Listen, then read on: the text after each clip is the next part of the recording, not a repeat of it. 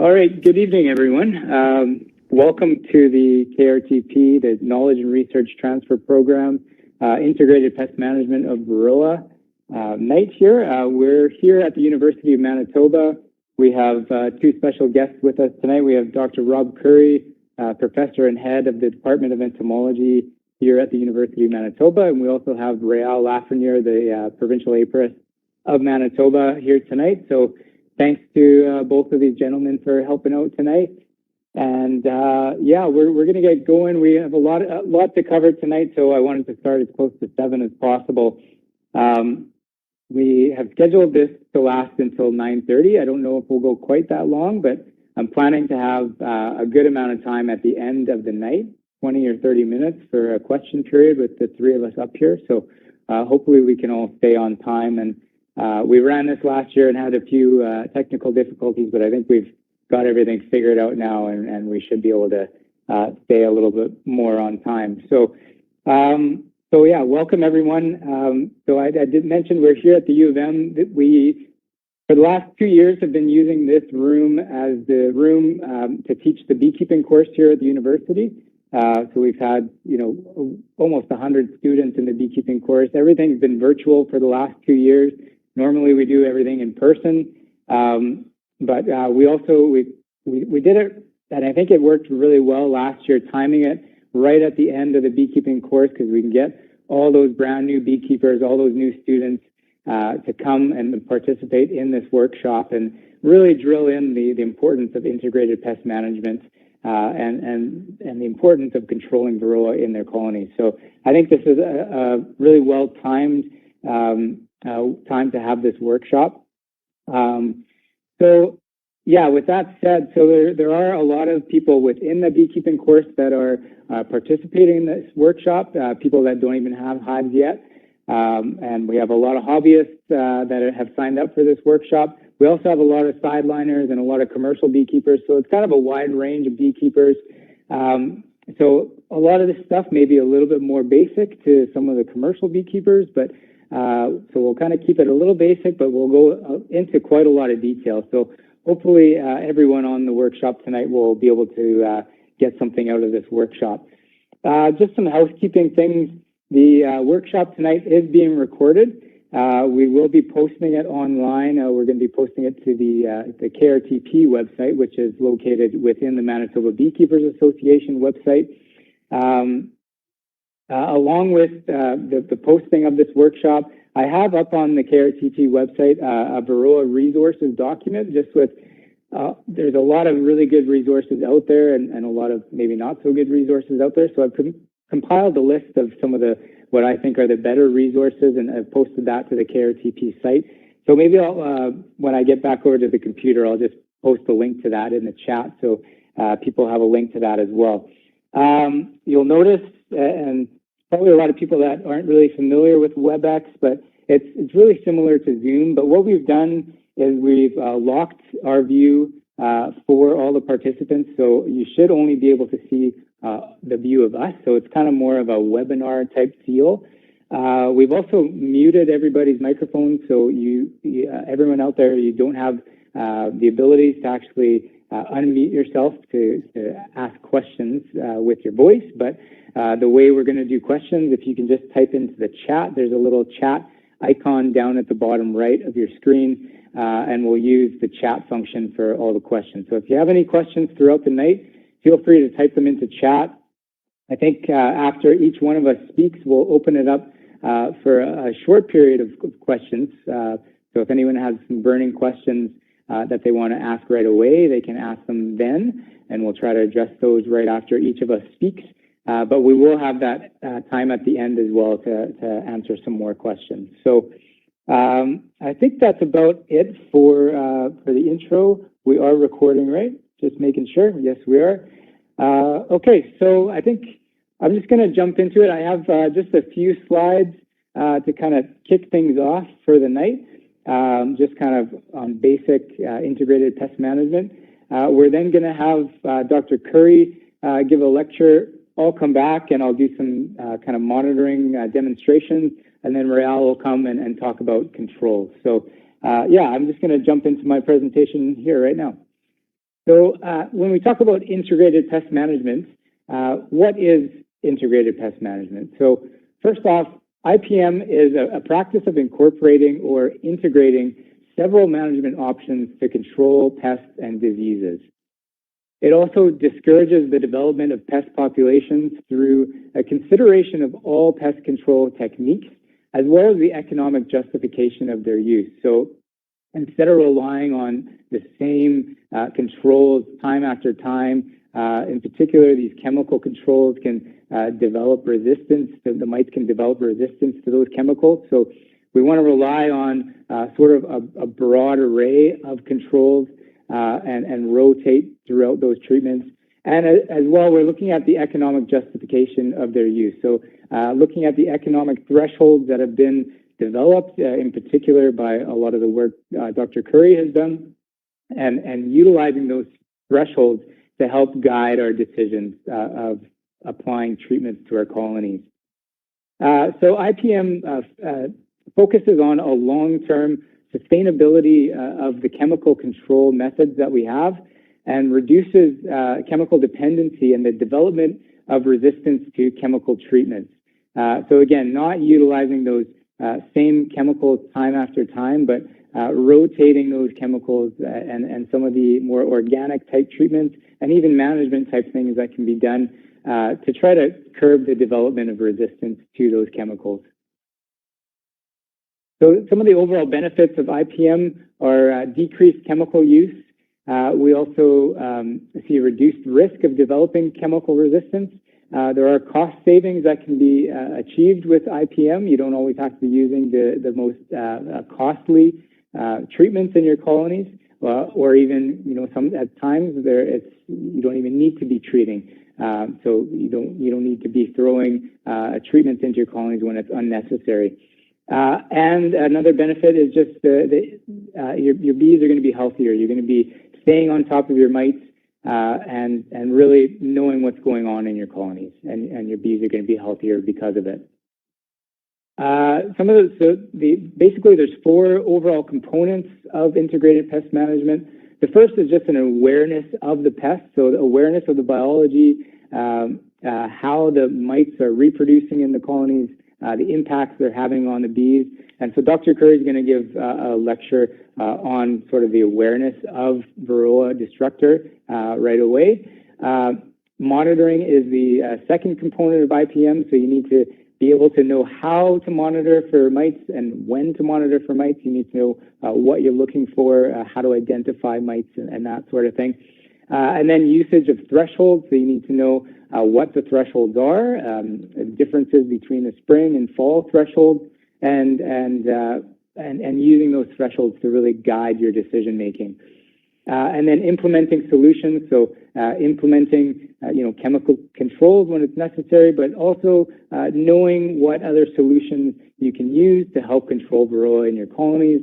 There's a large number of different treatments that are available and some different management type things you can do. So just having an awareness of all those solutions and knowing when and how to implement them. So with that, just kind of as a really basic introduction, I'm going to turn it over to Dr. Curry, and he can touch on the awareness component of IPM, and he'll also be talking about some of his work he's done in regards to the thresholds as well. So I'll pass these over to Rob, and I'll just go switch to his presentation.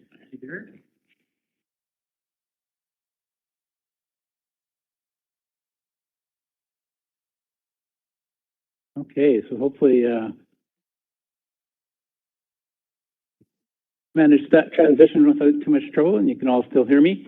Welcome. It's kind of a pleasure to be in here tonight rather than doing an actual in-person workshop tonight. It's a little bit stormy out there, at least it was when I was driving in this morning. A little bit of sleet, a little bit of snow, and for those of you that are having any packages come in, I've got some coming in this weekend. It's going to be a little bit of a digging involved to prepare the ground for them.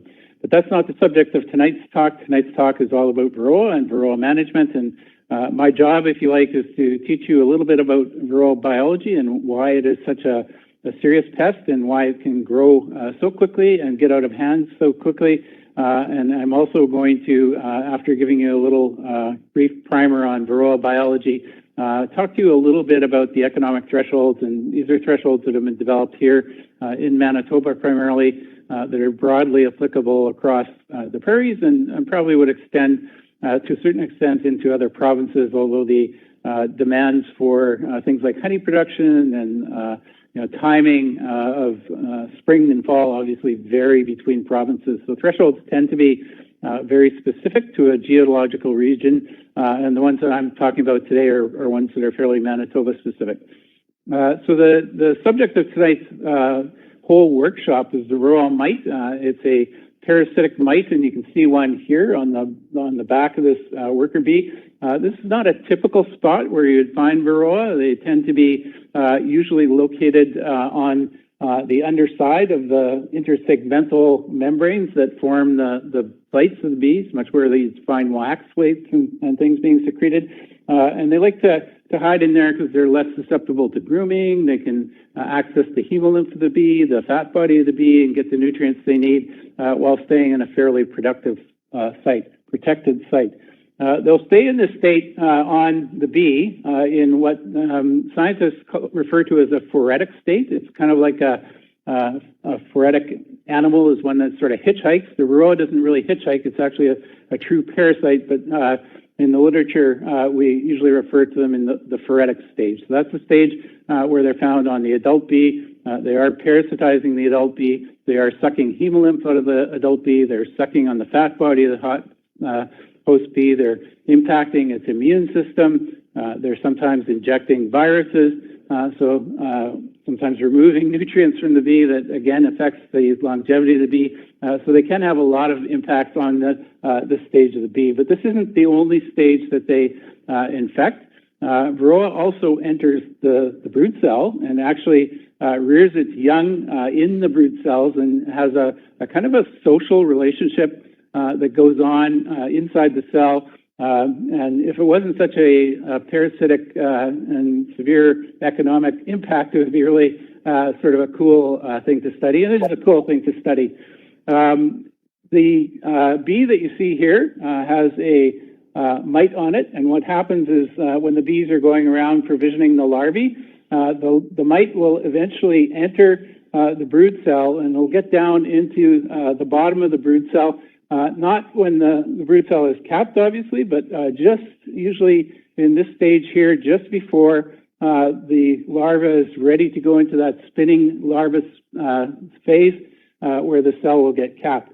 So the larva or the young female mite will leave the adult worker. It will enter the cell. It'll go down into the bottom of the cell, and it will literally bury itself in the brood food that's in the bottom. And if you pull larvae out of the cell, sometimes you'll see a little puddle of brood food in there, and the larva will be, or the Varroa will be stuck on its back with its little feet waving in the air. And they just kind of wait there until the larvae starts to go into its spinning phase.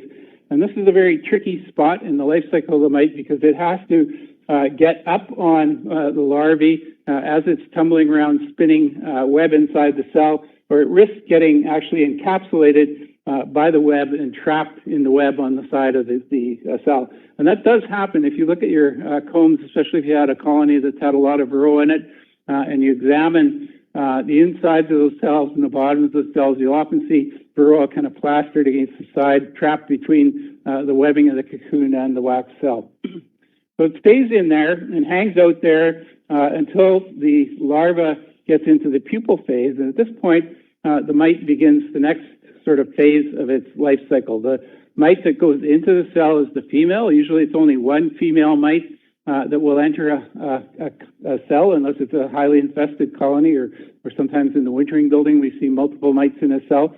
But typically one female mite will enter the cell. And at this point in her life, she's usually been on that adult worker for, about 4 or 5 days, somewhere in that ballpark, maybe a little longer, maybe a little shorter. And you can tell she's ready to enter a cell, usually because she's essentially pregnant. And you can tell a pregnant mite by looking at the tip of the back end of the abdomen. This is the head here, the chelicerae out here. This little split here you can see is kind of open, and you'll see a little bit of white kind of a almost fatty looking tissue protruding, that's usually a sign that it's a pregnant mite.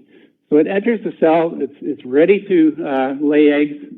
It goes in, buries itself in the food, then jumps up on the spinning larvae. And when the pupae comes along, it goes into the cell, and the female will actually usually locate a site near the end of the bottom of the cell, although it can vary, and she'll actually do a little kind of a waggle dance. She'll go around in circles quite rapidly. She'll start vibrating her bum on the bottom of the cell and deposit a little pile of poo on the top of the cell.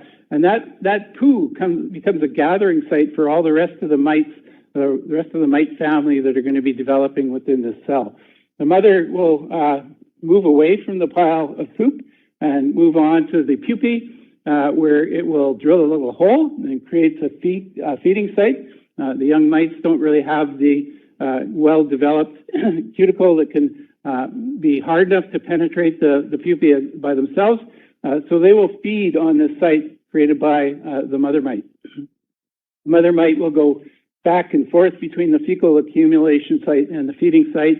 Eventually, she'll lay an egg. The first egg that she will lay will be a male. They have a sex determination system like the honeybees, where unfertilized egg will develop into a male and fertilized eggs will develop into females.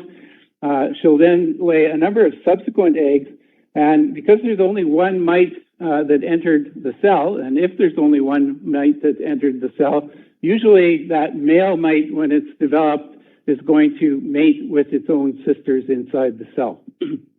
So pretty cool behavior on the part of these mites. And eventually you'll get the original mother mite in the cell with a bunch of young little white developing larval mites, basically nymphs. And those nymphs are then going to develop to the stage where they may become mated, and every once in a while one of them will succeed in exiting the cell with the mother mite. They don't all exit the cell. The female mite will lay many, many eggs. In a worker brood, when she enters the worker brood, the mother mite enters and usually exits with maybe one of her daughters that's successfully mated and able to reproduce. The rest of those mites are kind of white in color. They usually end up on the bottom board. If you're sampling, you may see them as little white things ending up on a sticky board or something like that. So essentially the mother mite enters just before the cell is capping. She reproduces, and when that bee emerges, then she comes out along with one of her daughters. That would be the typical pattern in a worker cell. She would then hang out on a bee in the phoretic stage for about 4 days. She would then enter another larvae just before it starts spinning. These two mites then, both females, they're going to enter separate cells. They're going to both reproduce. They're both going to produce an additional mite. So now you've got 4 mites. They go through another cycle. These 4 mites spend about 4 to 6 days in the phoretic stage, enter another cell, and they're going to each produce another young. And all of a sudden now you've got 8 mites. Some of the original mites are going to start dying at this point, but it's not really significant relative to the number that are being produced. So in about 2.5 months, you've already got about 16 mites in the cell. So they just keep growing and growing and growing in an exponential rate, even in a situation where there's worker brood inside the colony. So this is all sort of going on unbeknownst to you. Most of the population is found within the brood during summer, about 60% of the population. So this has a lot of importance in relation to some of the sampling techniques Derek's going to be talking about, because you have to remember the only mites you're really sampling are the ones that are on the adult bees. You're getting some estimate of that, and you have to try and relate that to the total population of mites that's in the hive that might have a severe economic impact on your beekeeping and on your colonies. You can sample in a number of different ways, and Derek's going to go through and show you them. Generally speaking, if you're seeing a mite on the back of the bee, you're probably already in trouble. If you're sampling drone brood, like you see here, using a capping fork to stab a bunch of drone brood, and you're seeing mites, you should definitely use one of the techniques that Derek's going to talk about to try and really quantify the mites. If you're kind of having a lot of drone brood inside the colony, and there is a lot of drone brood in the summer, the situation can get out of hand fairly quickly, and it all happens usually at a time of year when you're maybe not examining or measuring or looking at your brood nests all that frequently. But if you have a lot of burr comb in your colony and a lot of brood, drone brood inside the colony, the mites actually prefer to enter drone brood over worker brood. They're keyed into the pheromones that are released by the male brood, and they'll preferentially go into drone brood when it is available. And the reason they likely do that is because their chances of reproducing are much, much higher, and the number of mites that will reproduce in drone broods is much, much higher than it is in worker brood.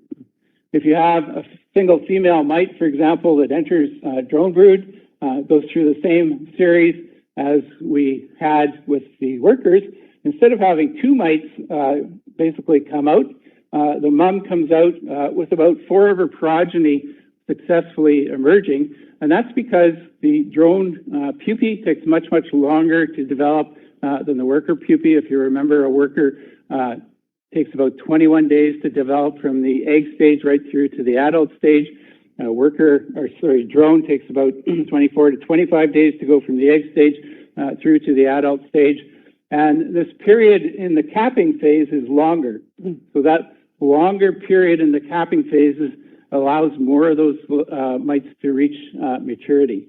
After another brood cycle, you're already into a huge number of mites.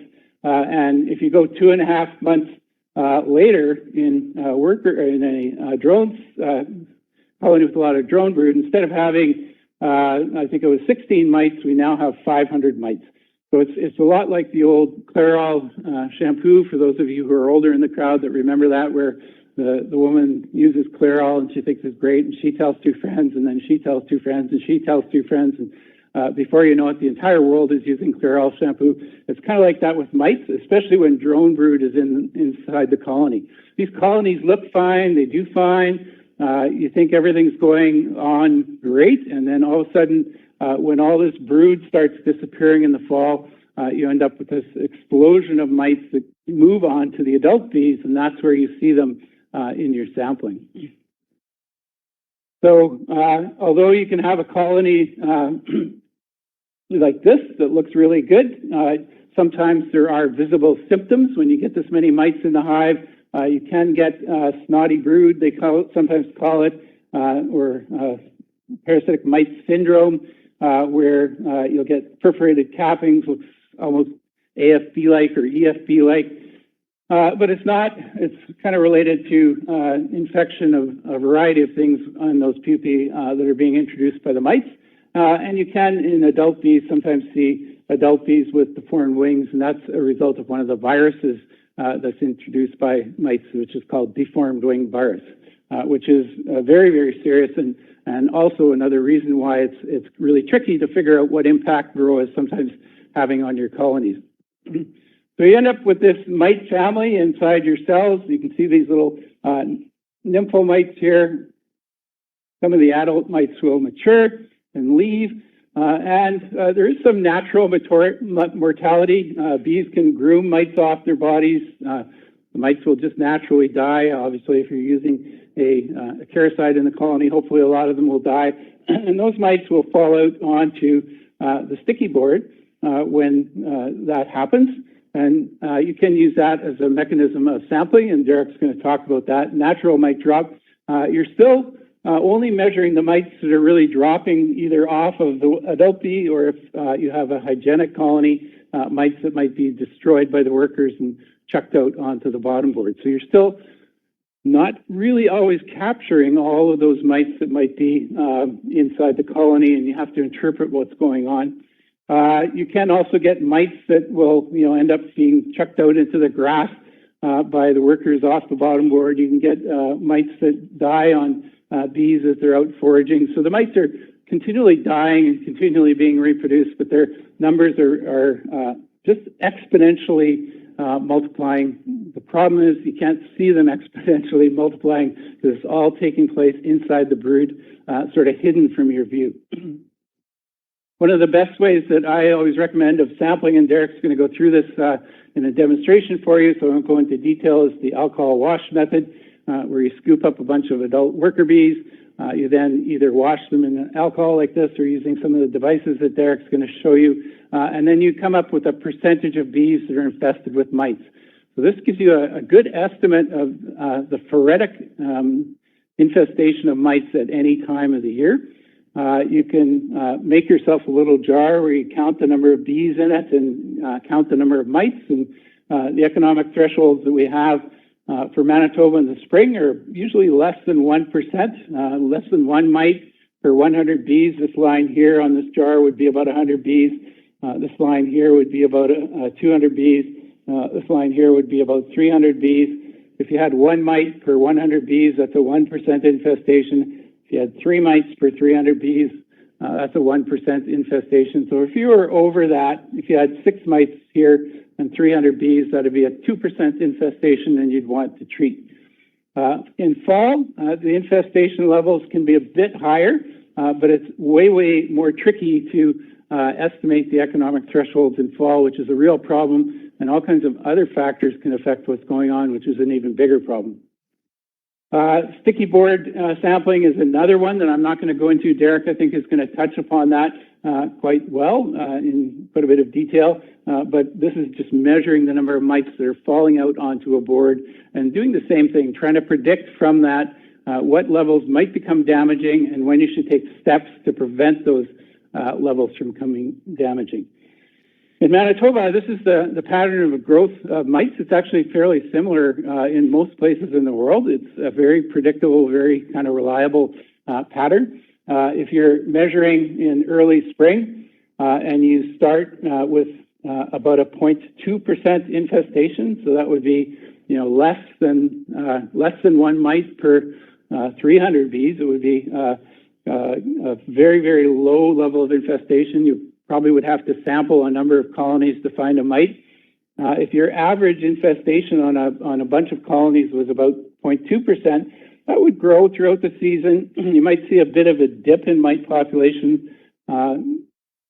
That's not a positive thing. It just means their bees are expanding their populations faster than the mites for a little bit.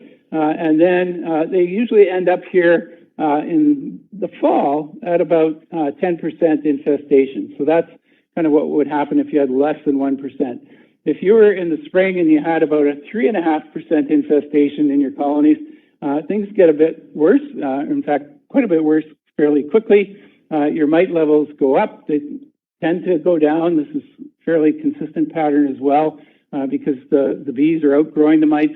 You think everything's going okay. But then all of a sudden the mites start coming out of that brood and onto the backs of the bees where they're visible to your sampling methods, and boom, the level shoots up to above 40% going into fall, which is bad news. If you had a 7% infestation, it would do the same thing, exponentially grow throughout the season, and during the period in the fall when all those mites are coming out of the brood, all of a sudden you're up to almost an 80% infestation, which is going to be devastating. If you had colonies that started off in the spring, they came out of winter with really high mite loads, 29%, those are going to just crater and die before you even get to the fall. That would be usually a very devastating sort of economic loss. Now, if you're trying to figure out when to treat, what you're trying to do is you're trying to say, okay, if my mite levels are, this in spring, what levels are going to affect either honey production later in the summer, or what levels are going to cause death later on in the summer, or what levels are going to cause death over winter? So you're trying to make a prediction based on what you're seeing now as to what would happen in the future. And we've developed spring economic thresholds that basically show pretty concretely that you have to keep your spring levels below 1%, or you'll have a real big problem in relation to honey production and colony growth. And since we make most of our money here in Manitoba, that's a big concern for us. And we really have no choice but to really try to keep those levels down in the spring. If you have a 3.5% level, you can actually still produce a very good honey crop, but it's going to cause problems for you later on in the season, and the amount of honey you'll lose is quite substantial. So you might wonder if the acaricides are really cheap, why not just treat all the time? Why worry about thresholds? Why worry about the integrated pest management approach?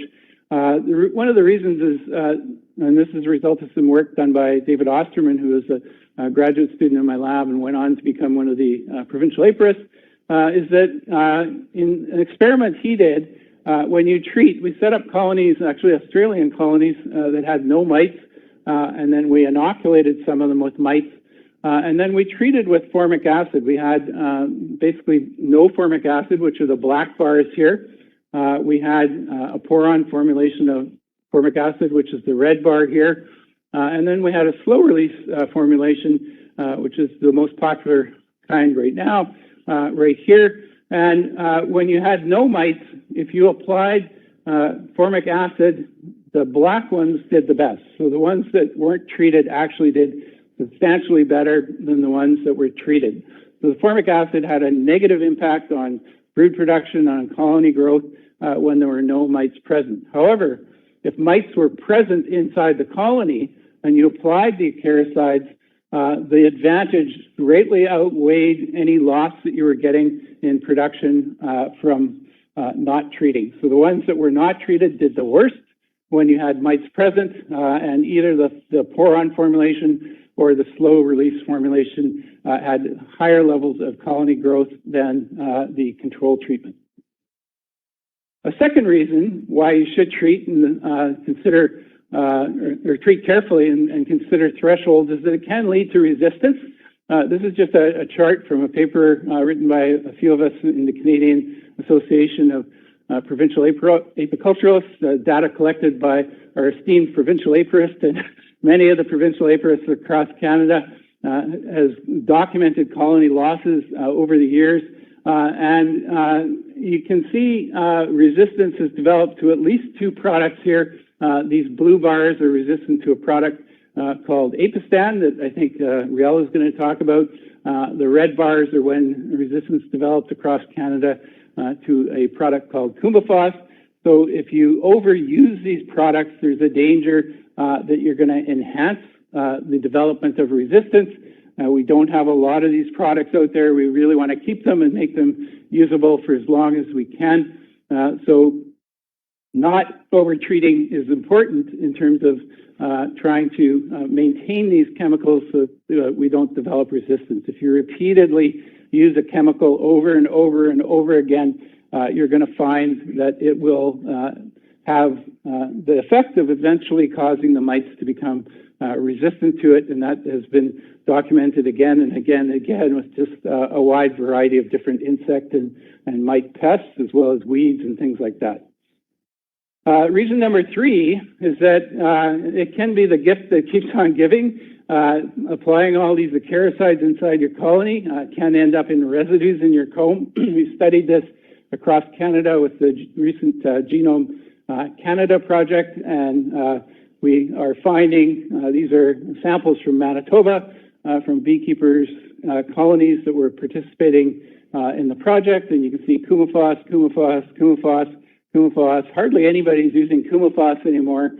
For some reason that we can't understand, we've seen this across Canada, not just in Manitoba beekeepers. We're seeing this fenpyroxamate, and it's fairly widely spread off quite a large number of colonies. This fenpyroxamate is actually a product that never made it to market and was never registered in Canada, called Hivestan. It was withdrawn in the United States because it was causing toxicity to large numbers of bees. So the company withdrew registration, but we're finding lots of it in the wax. So I don't know if it's coming in on the foundation we're using or what the exact sort of source of that is, but we certainly are seeing it. It is sometimes used as a control product, I think, for mites on some horticultural crops, but it really shouldn't be ending up in our beehives.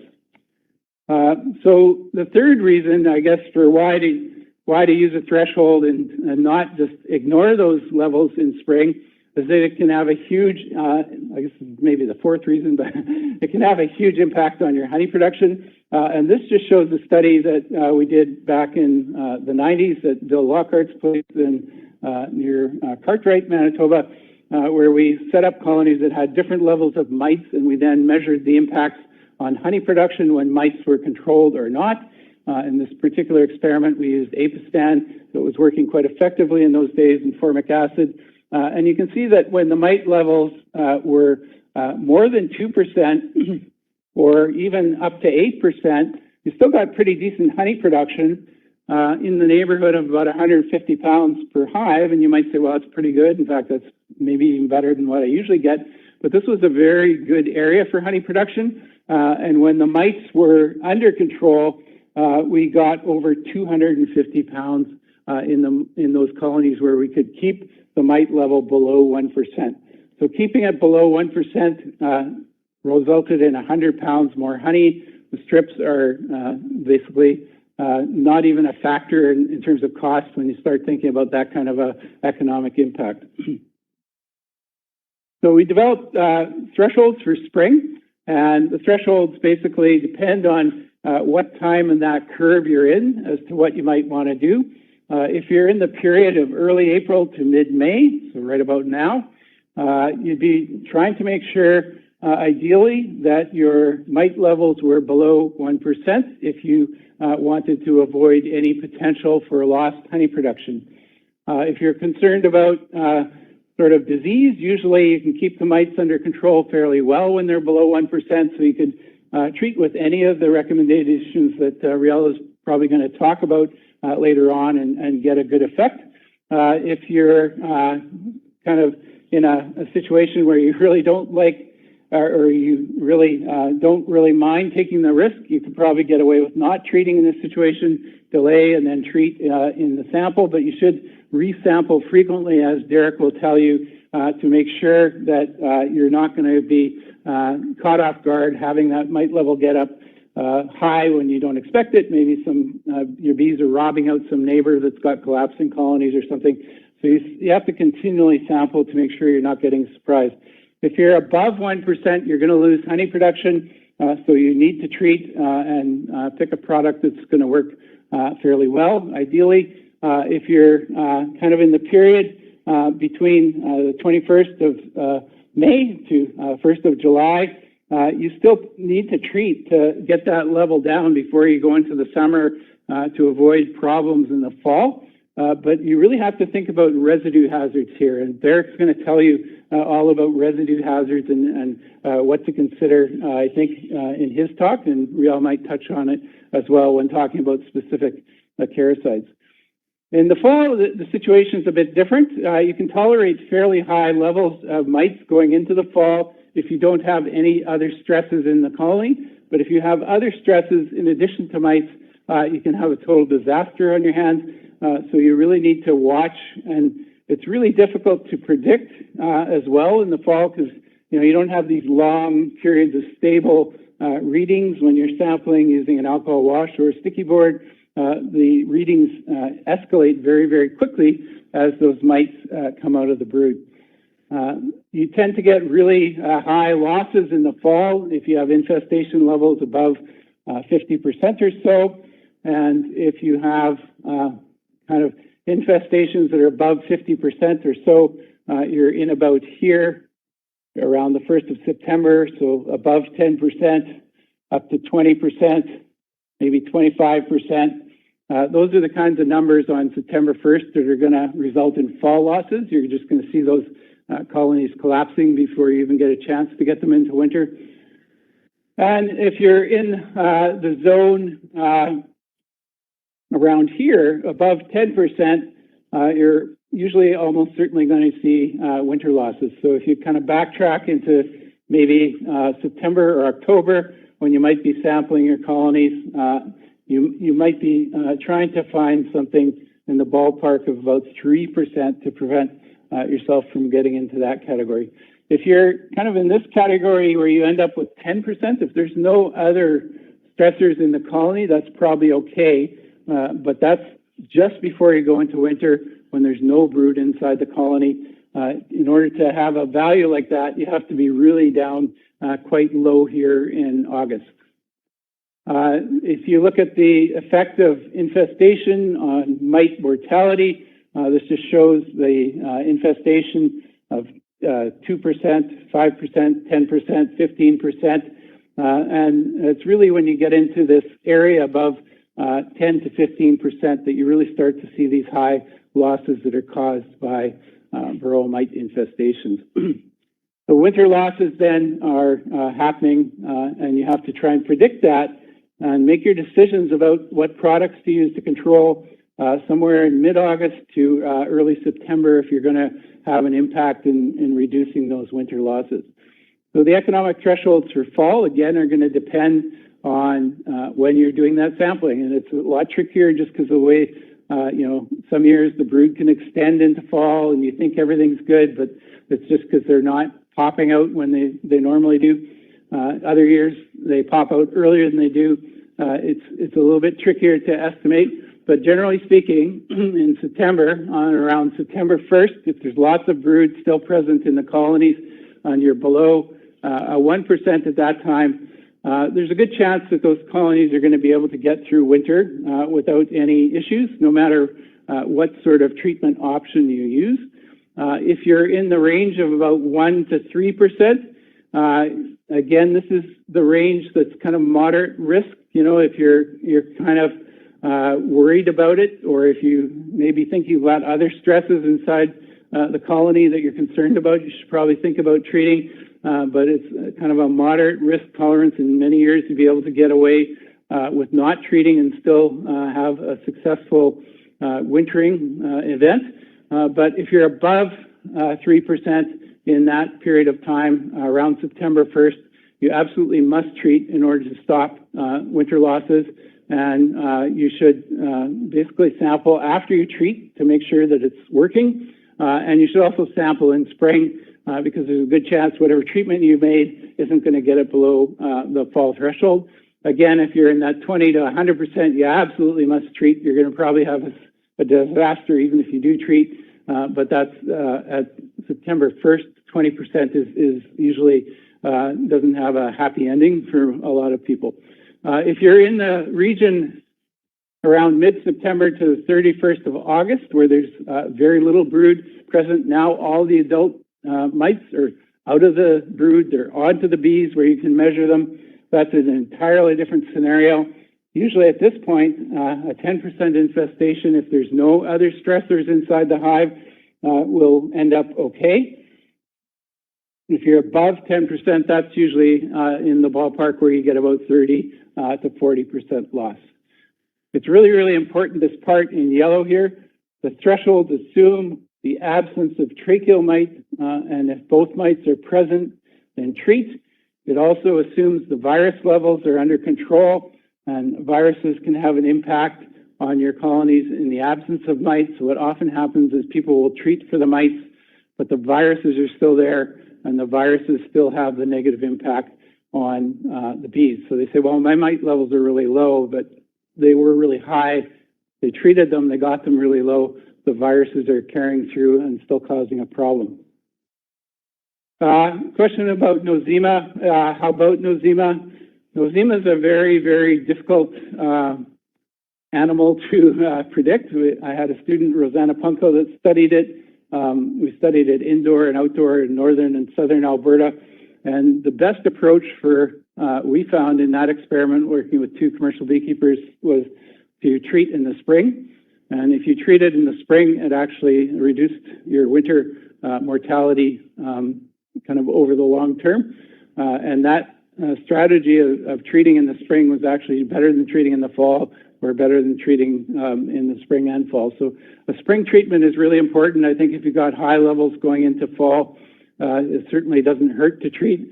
Although in that study we did over 2 years, the benefits for the fall treatment were actually questionable, which was a big surprise to us. But it did seem that spring treatment was really, really important. So if you're concerned about nosema, now's the time to treat, and maybe you'll predict a disaster or prevent a disaster next year. but there's not really any. We didn't have Varroa in that experiment. So we weren't looking for interactions between Varroa and Nosema. In studies where we have looked at it, we haven't seen necessarily a good correlation between Varroa and Nosema. So these are just many of the things that can affect that threshold. Indoor and outdoor wintering. Generally speaking, indoor wintering can tolerate higher levels of mites. Tracheal mites, if you have tracheal mites and Varroa, it's a deadly combination. We don't tend to sample for tracheal mites anymore, but if they're present, it's usually a combination that's fatal.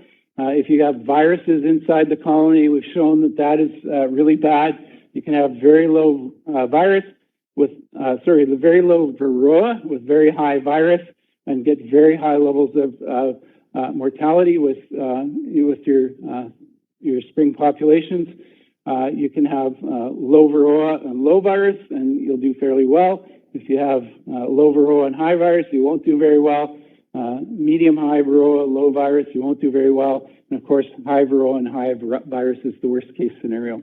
So there's a lot of interactions that you have to think about, and think about the history of your colonies when deciding on these fall thresholds. The key, I think, and Derek's going to really stress this and show you how to do it, is that you need to get out there and monitor your hives. This is one of my favorite slides from, again, work out at Bill Lockhart's place in Cartwright, where we had a lot of local interest in their research. We're busy sampling our hives, and it's good to have a lot of eyes out there looking and monitoring those colonies on a regular basis. With that, I'll turn it over to Derek, and if there's any questions, if you want me to handle them now, I can do it or later. There's one question in the chat. Mite infestation levels vary within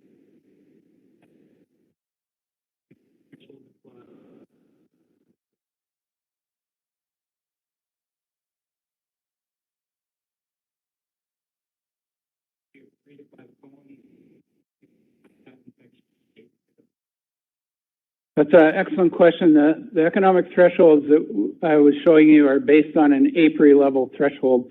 So that's the average of several colonies. The question was about, is it a single colony you measure, or do you measure multiple colonies?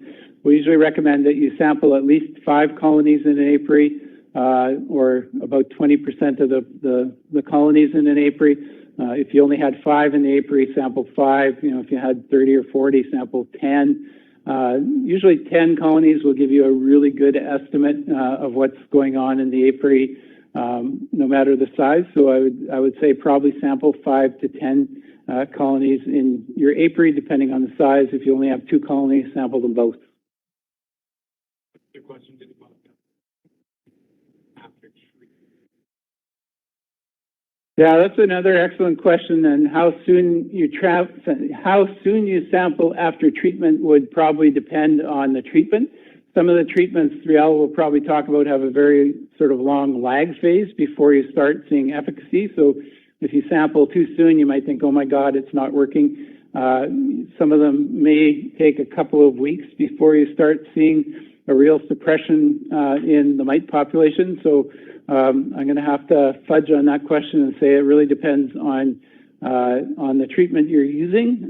If you're using something like a one-shot deal of formic acid, you're going to see very dramatic mite drop within 2 days. If you're using oxalic, it's going to take quite a few days before you see mite drop. So I would probably recommend sampling every 10 to 12 days, no matter what treatment you're doing, just so you can monitor it and follow it.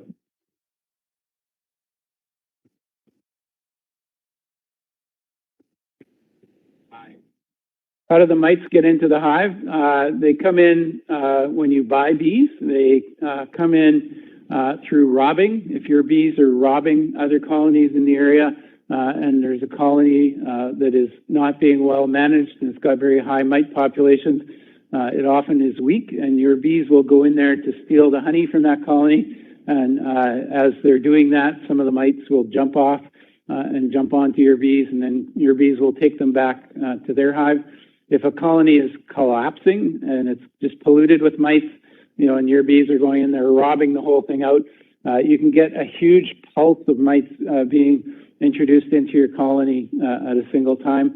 And the other main way is by just simply, drifting between hives. So as bees move from one hive to another, they make orientation areas. They're carrying mites with them, and they'll spread the mites that way. But a lot of it is beekeeper assisted. So if you're buying bees or moving brood between your colonies or moving bees between your colonies, there's a good chance you're spreading mites.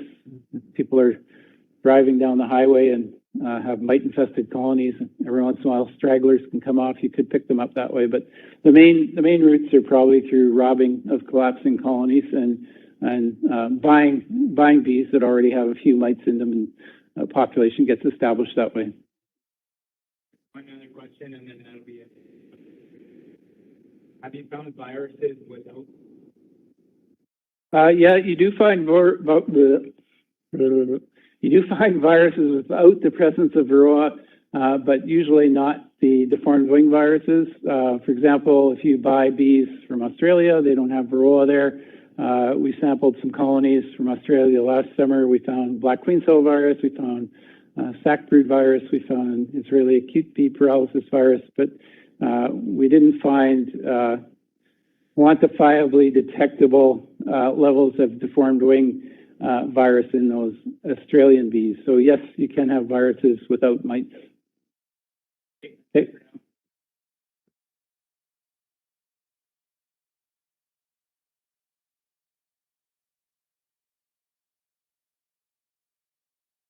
Okay, great. Thanks a lot for that really in-depth explanation there, Rob. Okay, so we're going to switch over to the monitoring aspect. I know Rob kind of touched on monitoring a little bit, but I'm going to go a little bit more in depth. And then we have some live demonstrations here as well. I brought in some live bees that I collected just a couple hours ago. So we'll shake those for mites and see what comes out of them. But so basically what I'm going to go over through here is the why, when, and the how of monitoring. Before I jump into that, I just did want to mention that on the Manitoba Beekeepers Association website, there is a fairly good video on Varroa mite monitoring. This was shot a number of years ago, probably about 10 years ago. But it's a really good video that I encourage all beekeepers to watch. It's just within the MBA website. If you go under Bee Health Protection, it's just under there. So please check that out. And I won't be showing it because it's about 15 minutes long, but you can check that out on your own time. So just starting with the why of monitoring. So I think we've kind of already touched on a lot of these, but basically you want to determine the level of infestation in your colonies to really be able to make informed decisions, informed treatment decisions for what you're doing with your colonies. Also avoiding unnecessary treatments when you don't necessarily need to be applying treatments, and you want to confirm that the treatments were actually successful. And just a quick thing that it's very important just to be proactive and not reactive. So just be thinking ahead, planning when you're going to be monitoring, and just it gives you a little bit more lead time of being able to know what's going on and be able to plan what treatments you might put in, be able to go and buy those treatments. You don't want to be stuck in a position where your mites explode on you and you're kind of caught off guard, and then you have to kind of react to the situation. And the damage may already have been done, as Rob mentioned, that some of the viruses can linger after Varroa has already been dealt with. So the when, generally it's recommended at least 4 times a year. So both in the spring and fall, you want to be monitoring before you apply a treatment and then after. So you want to know what your mite levels are before to be able to make those informed decisions, and then checking after to make sure that treatment actually worked. Even better would be even once a month, and just monitoring those mite levels right throughout the season. As Rob mentioned too, sometimes if bees are out there robbing other hives, they can be bringing mites in, and it could be surprising. You might be caught off guard in the middle of the summer that you have some high mite levels in some of your colonies. This was just taken right out of that monitoring video from the MBA website. I realize it's a little blurry on the screen, but generally what this is showing a treatment with Apivar. And what I wanted to really get across here is the treatment instructions for Apivar are a 42-day treatment. There is an extended period of time that you can leave that into 56 days if you're experiencing inclement weather or that sort of thing, which in Manitoba happens pretty regularly. So you might be extending your treatment. But generally, the minimum is 42 days for Apivar. But there's also a 2-week withdrawal period where that treatment should be out of your colonies before you even add your honey supers on. So if we think about in Manitoba here, usually we're adding our honey super sometime in the middle to end of June. So on here, I believe that's the 21st of June. That's on this calendar here. So you can kind of work backwards, go back 2 weeks to when that treatment should be out of your hives, and then go back to when you should be actually putting that treatment in to be able to have all those residues outside out of your colonies before you even add any honey supers on. And even before you put your treatments in, this would be the time when you would be doing your sampling and be planning out what treatments you'd be putting into your colonies. So you think about adding your honey supers kind of in mid to late June, you really have to work way back to about mid-April to be actively in your colonies sampling for mites. And really, the sooner you can get into your colonies to sample your mites, the better. The more information you can have earlier on, the more informed you're going to be, and the more time you can have to sort of plan these things out. So this would be a great time. I know a lot of beekeepers are just moving their colonies out of their buildings now, just starting to warm up here in Manitoba. And so beekeepers are just getting in to sample those colonies. Right now, there's not a ton of brood in the colonies. So I'm going to mention when I talk about collecting your bees that you should be collecting from a brood frame, just because most of those mites are within the brood reproducing. You're going to have your highest infestations in your brood. At this time of the year, there's a lot less brood, so you might be able to get away with sampling if there's a cluster up on the lid somewhere, or even one of those outer frames. But in general, you should be trying to sample from a brood frame. So moving to the how of monitoring, generally there's quite a number of different methods that you can use. I'm going to demonstrate the alcohol wash, the powdered sugar roll, and I'll talk a bit about sticky boards. There's also the ether roll, which is using engine starter fluid to spray into a jar with your bees, kills the bees, kills the mites, and you can separate the bees from the mites that way. I won't demonstrate that one. I won't also demonstrate the CO2 gas application, but you can also use CO2 to knock out the bees, knock out the mites, and then separate the bees from the mites that way. And there are devices sold at local bee supply stores that sell this CO2 gas applicator. And just a quote that is from that monitoring video. This is kind of a quote that really sticks out to me. Hoping for the best is not a control strategy. So pick one of these strategies, maybe try out some of the different methods of monitoring, try out a bunch of them, see what you like, see what works best for your operation, and pick something. You have to be monitoring. It's a crucial part of beekeeping. So you can't just be hoping that there's no mites in your colony. That's not going to work, and your colonies eventually are going to die.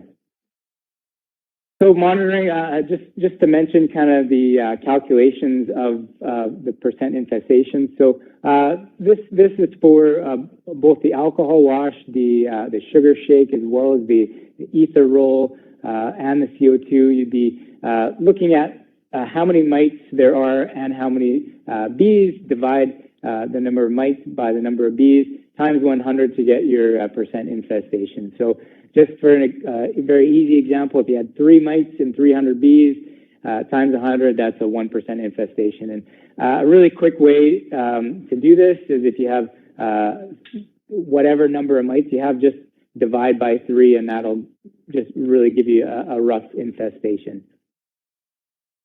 For sticky boards, I know Rob mentioned some of the research that's gone into sticky boards. It's kind of a lot more difficult to relay how many mites you're seeing on your sticky boards back to the actual percent infestation in your colonies. There's a number of different factors that can impact how many mites are actually falling onto the bottom boards.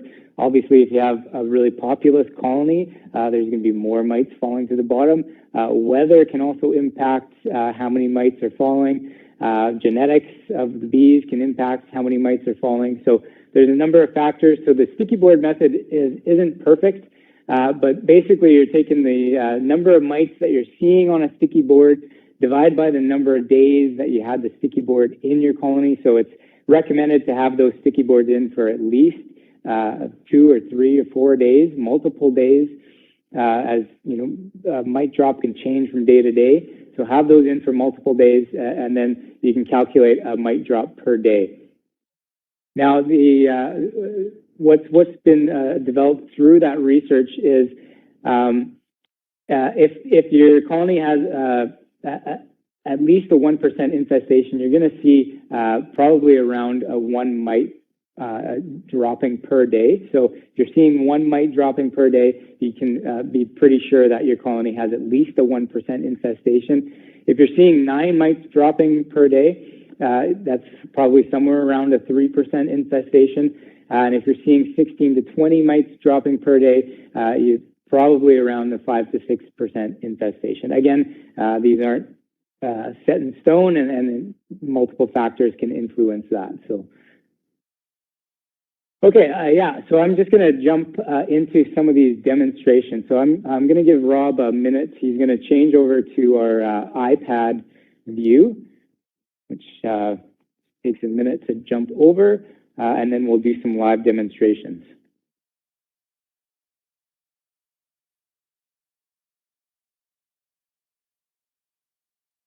All right, so we have a demonstration hive over here.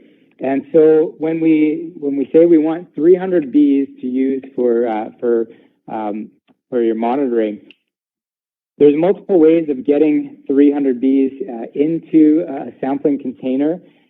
You can use one of these little sample cups here. This is kind of a urine sample cup. This 120 milliliters is the size of this cup, which is also about the size of a half cup. This is just a measuring spoon. Half a cup is roughly equal to about 300 bees. So there's kind of multiple ways you can collect 300 bees from your colony. If we just come over to the demonstration hive here, take the lid off, take the inner cover off, and obviously we don't have live bees in the colony here, but if you pretend that there's bees within this colony, the best place to go, as I mentioned, would be into the brood nest. You'd want to take a frame of brood. Obviously, you want to not sample your queen. That's one of the more important things when you're sampling. So if you're doing this in combination with a colony check, you maybe do your colony check first. If you see the queen, you could either put her aside, you could cage her, put her aside, or just find that frame that the queen's on, put that off to the side, and then sample your bees from a different frame. But if we just kind of pretend that this frame is covered in bees, there's no queen on here, we can just take a sample jar. The way I like to do it, and different people have different styles, different ways of doing it, but I like to tip the frame just a little bit forward, and then just gently scrape up and get fill up the cup with bees. You might have to tamp it down, get the bees down, and then add a few more. You can also just roll the cup down along the bees, and the bees would just roll into the jar. Again, tamp it down and roll some more bees in there. This is a really good method if you want to take a lot of samples from a lot of colonies. You can just use some of these sample jars. I know some of the local bee supply stores do sell these. You could order them online as well, or I believe some pharmacies would probably sell these as well. So you could, sample a number of colonies, collect a bunch of samples, and if you didn't want to do your shaking out in the field, you could just bring those back to your honey house or bring them back home and do your shakes back at home. Another way of collecting 300 bees would just be to take your frame and use something like a small little wash basin like this, and just shake all the bees off. You really have to give it a nice hard shake. Shake those bees down into your wash basin. You might have to use a couple frames to get enough bees down in here, and then just kind of bang that wash basin, get those bees down into the corner, and then you could use a half-cup measuring scoop, just scoop up half a cup, and then put those into whatever container you're going to be, if you're doing an alcohol wash or a sugar shake or whatever you're going to be doing. So I've already collected a couple jars here with live bees in them. And I'm going to start with the alcohol wash. And so this is a typical alcohol wash container that is sold at a bee supply store. There's, I guess, a couple different ones that are sold. This one's also called the Varroa Easy Check. This is by a company called Vito Pharma. And this one's actually a really versatile little tool. You can use this either for an alcohol wash or for a sugar shake. Basically, it's kind of a little washing machine type device. You would get the bees down in there, either with your half cup, just put them right in there, pop the lid on, or you could use your sampling cup as a measuring device to get your bees in there. You would also then add either some alcohol or some, what I'm going to use for this is windshield washer fluid. So that's a really handy tool. I'd recommend everybody having one of these in their back pocket. This is just another tool for doing alcohol washes. Basically, it's two containers with a lid on both sides, so the lid screws on to both jars, and then in between both jars, there's just a mesh screen, and this is just some hardware cloth. This is probably number 8 hardware cloth. Number 8 hardware cloth is a really good size of hardware cloth to use for any type of when you're trying to separate out mites from the bees. The mites fall through number 8 hardware cloth really easily. And you can separate bees from mites that way. You can also make up your own if you like, just using a couple mason jars. I made this one up myself, and basically what I did is just glued the two lids together using some really strong bond construction adhesive, and then put some number 8 hardware cloth in between there as well. So you can make up your own. For the purposes of this demonstration, I'm just going to leave this off to the side. But so for the alcohol wash, you can either use, ethanol, alcohol. As I mentioned, windshield washer fluid works really well. And so what the alcohol does, the alcohol helps to kill the mites quicker than, if you were just using water. It helps to remove those mites from the bees. Using alcohol also helps the mites sink down to the bottom. If you just use water, the mites have a tendency to float on top of the water. So using something with alcohol in it helps the mites fall down and sink down to the bottom. You can see them a little bit easier. So using actually a winter windshield washer fluid actually has some alcohol in it. So winter windshield washer fluid would be the best thing to use. And this is going to be cheaper than buying or obtaining ethyl alcohol, which might be hard to find or a little bit more expensive. So for the alcohol wash, I have about 300 bees in here. I went down to one of the colonies, one of the KRTP colonies that is here on campus in the overwintering building, and I used a sample jar to get 300 bees in here. I'm just going to tamp these bees down, add some of the windshield washer fluid to the jar, And you want the fluid to cover the level of the bees. You don't need to fill it right up, but you want it at least covering the bees. Put a little bit more in. And then put your other jar, screw your other top jar on there. Get everything nice and sealed up. And then you want to give these bees a really good shake for roughly a minute. You could go a little bit longer if you like, but a minute usually does the job. Give them a really good shake. It's starting to foam up there, which also helps to remove the mites from the bees. You can kind of swirl it. Just give it a really good shake.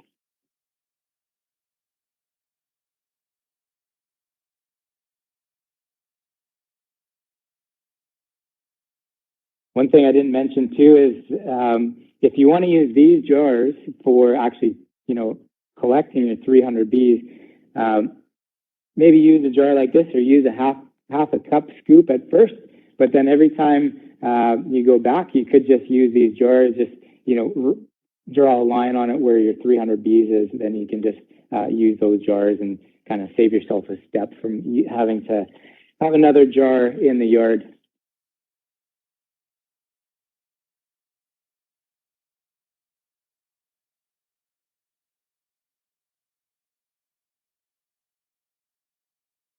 So shake, shake, shake. Okay, that's probably good. We should be able to see some mites now. I'm going to let the foam dissipate a little bit. Some people have different methods of flipping the thing over. I watched a video once where they called this the tornado method, where you kind of go like this and flip it over while you're spinning it. And that may help to kind of get some of those mites through that cluster of bees without any mites getting stuck in them. You want to do this a couple times just to make sure that there are no mites in there. But we'll see what we have here. This foam is just going to need a minute to dissipate, and we have a white screen here to hopefully be able to see the mites on the bottom. So there's one mite there, there's two mites there. This, I believe, is just a piece of wax. And pretty foamy up top. You would want to wait until all the foam dissipates too to make sure there's no mites floating on top of the surface.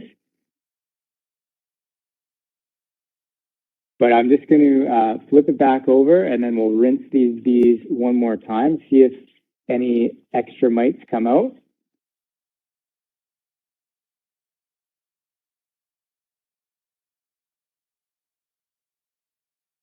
Oh, and this time we have 1, 2, 3, 4, 5 mites.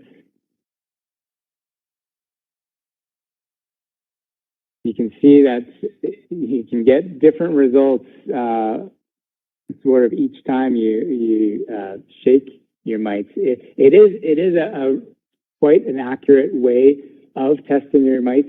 It's probably the most accurate out of all those different methods I had on the screen earlier. If you want to be absolutely certain that you've got all the mites out of the bees, what you can do is just take off that jar with the washer fluid in it. I've got just a container here with some straining cloth. It's held in place with an elastic, so you could just strain that washer fluid through that straining cloth.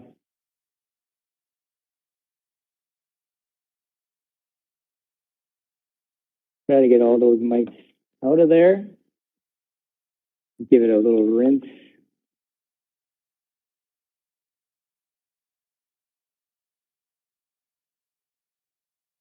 Put those mites through there. We'll wait for that foam to dissipate, and we can even try shaking these one more time just to make sure we got everything and be as accurate as possible. We'll give it another shake and try to rinse any of those mites that may be stuck on the bees down to the bottom.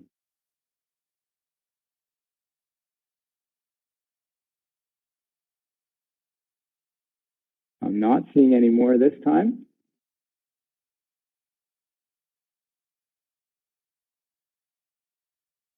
I think we may have got them all that time.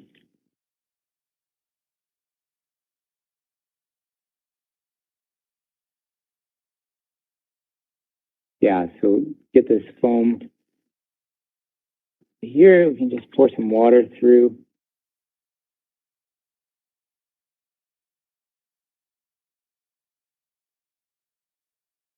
More foam than usual today for some reason.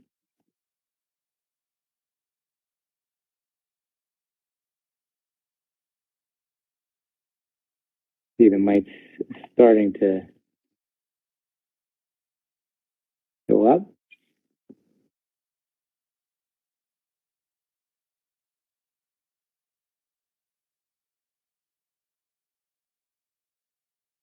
One mite there, two mites there. So they would all be in there once that foam dissipated.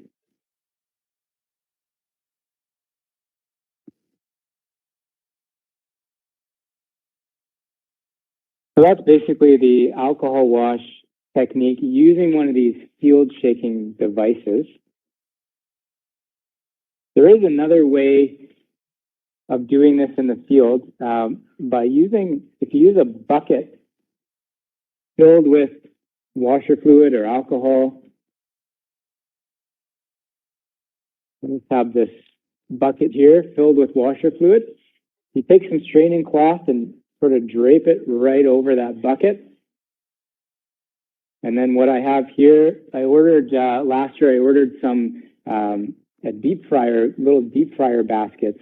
And the mesh is, again, about that number 8 hardware cloth type mesh where the mites are easily going to flow through it, but the bees are not. So you can use this kind of setup. And I just have another jar of bees that I collected today. I just put these bees on alcohol just so they could sit in the lab.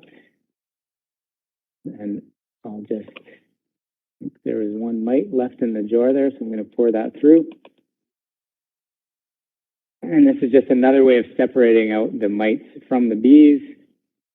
You can just wash these bees in the washer fluid this way. Give them a good shake around. And then all those mites that fall through the deep fryer basket are going to end up on the straining cloth. So I'm going to put this to the side. And then bring this straining cloth up. Try not to lose any mites down into the washer fluid. And you can see here there are quite a fair number of mites. Use a stick to point to them. Here's one mite here, 2, 3, 4, 5, 6, 7, 8, 9, 10, 11, 12, 13 mites. Oh, 14 mites. So 14 mites divided by 3, so 15 divided by 3 would be a 5% infestation. So we're going on almost 5% infestation from that sample. So if we think about our thresholds, obviously in the springtime with a threshold of 1%, we'd be well above that. We would absolutely want to be treating this colony. And then if we think about our fall thresholds, if we had something around 5%, even in the early spring, absolutely we'd want to be treating that colony. In the early fall, somewhere around September 1st, absolutely we'd be needing to treat that colony. If we were seeing 5% infestation a little bit later into the fall, like mid-October, somewhere around there, that colony, as Rob mentioned, would probably be okay to make it through the winter. It's still below that 10% infestation. Obviously, yeah, it kind of depends on the fall. I think last year, the fall we had some really, really warm weather. We had a lot of brood in the colonies, and I think there was a lot of mites in our colonies, and it really we had a lot more mites coming out of the brood, even late into the fall. But if you had a 5% infestation kind of late September, you probably want to keep an eye on that colony. But later into October, that colony would probably be okay for the winter. So that's kind of it for the alcohol wash. Now I'll just shift gears to the sugar shake here. So again, I've collected some bees into a sample jar. Now what you want to use for the sugar shake, again, like I said, you can use this easy check device, but you can also just use kind of a mason jar. This is a 500 milliliter mason jar. The metal lid has been removed, and I've just put some hardware cloth in here so bees can't escape. And the way you do a sugar shake, you have your bees in your container, take some icing sugar. You want to use about 1 to 2 tablespoons of icing sugar. And I'm just going to get that icing sugar onto the bees through that mesh. So that's 1 tablespoon of icing sugar. Put a little bit more in there.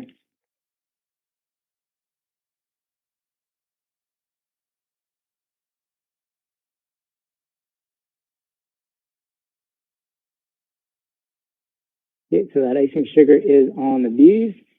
You can see the bees are quite coated in that sugar. And the sugar,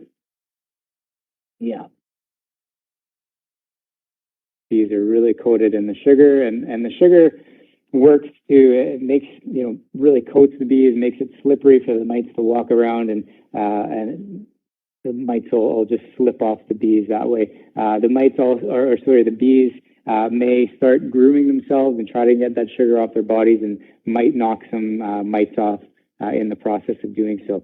But you want to just kind of roll that sample jar around, make sure all those bees are nice and coated with that sugar. And this is a good method, I know there's a lot of beekeepers out there that don't like sampling the bees. They don't like killing bees to do these tests. So, if you're one of those beekeepers that maybe doesn't want to kill bees to sample for mites, you can do this method. The bees are going to be okay, and then you could put the bees back into the colony. This method isn't going to be as accurate as the alcohol wash. The alcohol wash is a much more accurate method, but you can get at least a rough idea of how many mites are on your bees this way. So, roll it around for about a minute or so. That should be enough. And then you want to use a white surface. So again, I'm just going to use this wash basin and just give it a good shake, give it a good tap.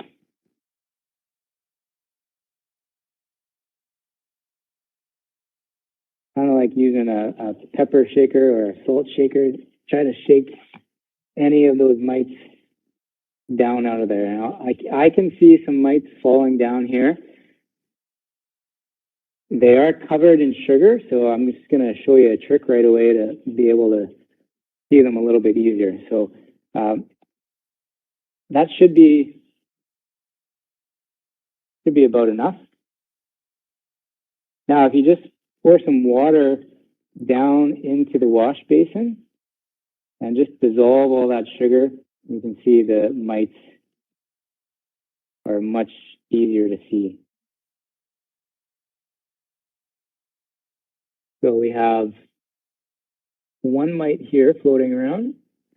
We have another mite over here, 2, 3, 4, 5, 6.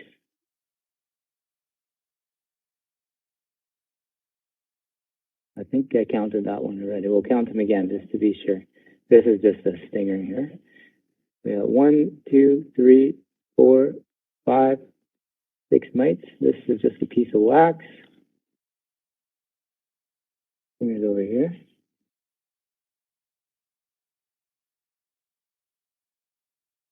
We'll get that in focus or not, but yeah, that's the stinger. And you should be able to see the mites pretty clearly now. So we had about 6, and actually that's pretty similar to the first alcohol wash we did. I took those bees from the exact same colony, and so with the alcohol wash we had 5 mites, and with the sugar shake we had 6 mites. So in this case, those are fairly similar results. I think when we did it last year, our sugar shake, we only had about 3 mites or something, and with the alcohol wash, we had somewhere around 8 or 9 mites. So we were finding more mites with our alcohol wash, which probably more what you might see. You might be finding some more mites if you do an alcohol wash. Some of those mites may stay on the bees with the sugar shake, and it's, again, going to be a little less accurate. But it does work. So that's about it for both of those methods. I'll just talk about sticky boards right now. So the way sticky boards work, if you come over to the demonstration hive here again, you do need a screen bottom board on your colony. So this here is what we call a Varroa, which is one that was invented here in Manitoba. So this is just a plastic insert. And if I just spin this whole thing around, this screen bottom board is sitting on just a regular bottom board that's been spun around. So the actual entrance for the regular bottom board is towards the back, and the entrance for the screen bottom board is towards the front of the hive. And what you can do is just take a sticky board. This is one that is sold. It's actually made particularly for Varroa. This is a Varroa sticky trap that's sold at bee supply stores, and just has a sheet of paper over top of the sticky surface. So you take that paper right off and then insert it through the back, put it down on the original bottom board, and you'd have the screen bottom board just above it. So any mites falling off the bees, either through their natural death or sometimes grooming behavior can knock mites off, they would fall down onto the sticky trap, and you can get sort of a rough estimate of how many mites might be in your colonies. It does work, if you're going to be taking these out of your colonies, bringing them back somewhere else to do your counts, you'd want to write the number of the colony on it. You probably want to number your colonies, write that right on the sticky board, write down the date inserted and the date removed here, so you know how long that sticky board was in your colony, and then you can calculate the number of mites dropping per day. You can also make up your own sticky boards if you like. I find using a file folder or something similar, a nice thick sheet, works pretty well. So I've just drawn a grid on here. The grid really helps for counting mites. And you can put a sticky substance on here. You can use something like Tanglefoot, or you can use Vaseline or something like Crisco, some vegetable shortening or something sticky on that surface. It's roughly about the same size as this sticky board that's sold at a bee supply store. These ones can get fairly expensive if you're buying a lot of them, so you might want to make up your own. Here's a sticky board after it had been in a colony, and so there's a whole lot of mites on here. And maybe if we put this down on the table here, you might be able to get a good view of the mites on that sticky board. So if we look really closely, if we look right here, it's sometimes a difficult task to count mites on a sticky board because there's a ton of debris, a lot of wax that falls down onto the sticky boards. So you have to look really closely. You might want to use a magnifying glass or something like that. But here's a mite, here's a mite, here's a mite, here's a mite, here's a mite, there's a mite there. Right there, right there. So there's a lot of mites. So it might take you a little while to count all those mites. This is probably a really heavily infested colony. But like we said on the slide there, if you had at least one mite falling per day, you'd have at least a 1% infestation. 9 mites per day would be around a 3% infestation. 16 to 20 mites, somewhere around a 5 to 6% infestation. So this is probably well over a 5 or 6% infestation. So that's about it for sticky boards, and I think we can maybe switch back to the presentation view. I think that's about it for the live demos, and if there are any questions, you can stick them in the chat, and we'll try to address those. I'll just have a couple more slides here to finish off the presentation, and then we can try to address some questions.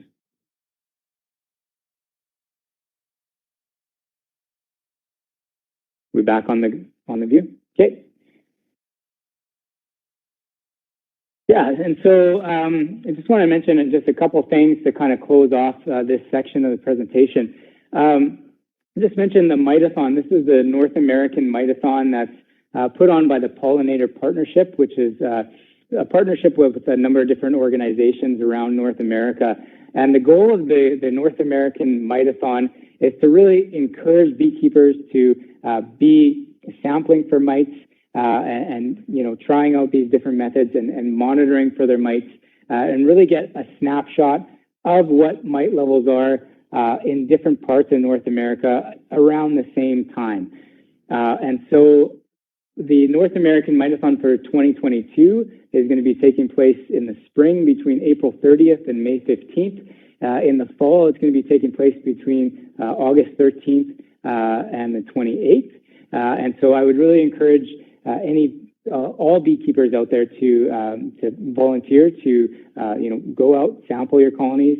There's a website that you log into to upload your mite levels onto the website.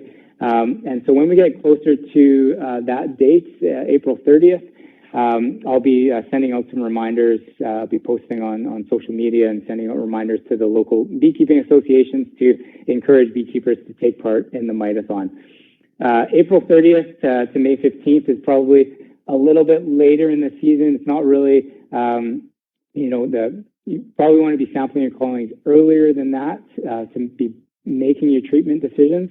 But you can, you know, go back into your colonies and maybe do some follow-up sampling, making sure your treatments are working.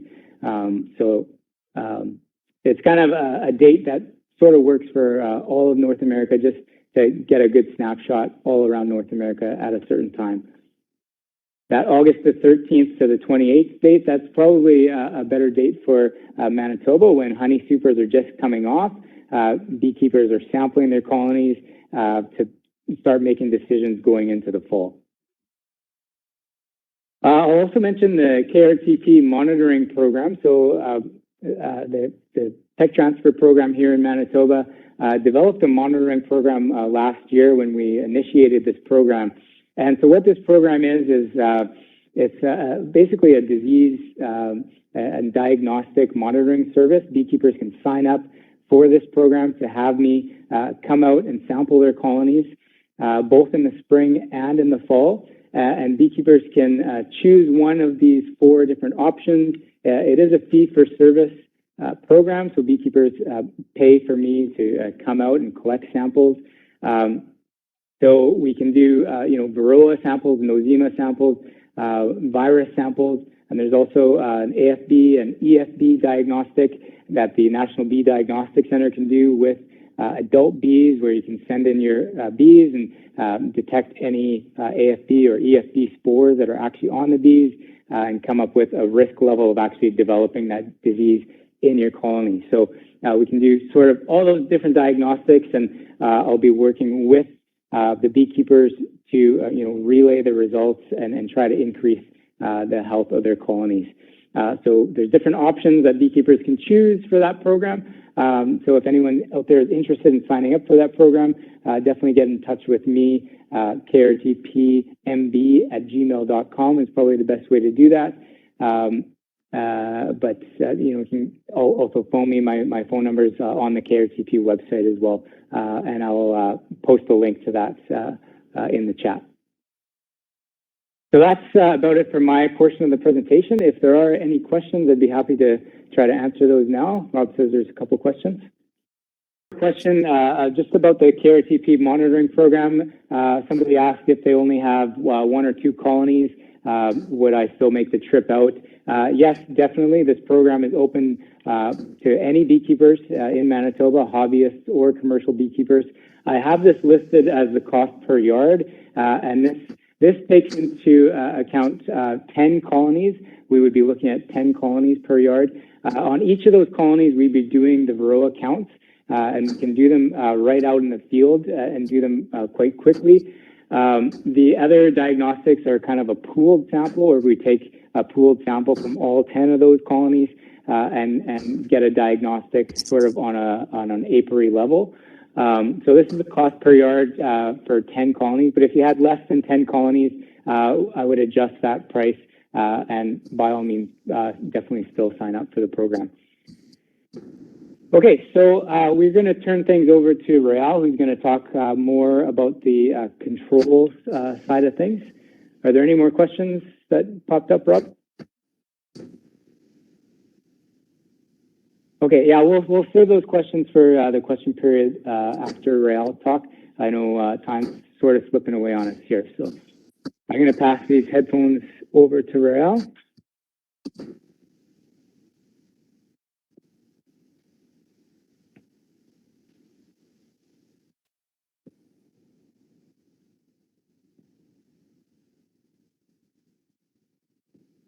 Can you hear me? Does it work? Okay. Yes, I'm going to be moving on to talking about the various treatments. And what I'm going to try to do is going to go through each treatment in a little bit more detail than we have done when we teach the beekeeping course, because we never have enough time in the beekeeping course to go into any details. I will also say that all of the discussion I'm going to be talking about, all the details, are actually published in our guide. It's the Honeybee Health Treatment Guide for 2022. All beekeepers that are registered in the province of Manitoba will have received this via email. It's also going to be posted on the Manitoba Agricultural website under Managed Bees. We're doing a little bit of a revamp on that particular page. So it's not up there yet, but probably within the next couple of weeks, it will be up there.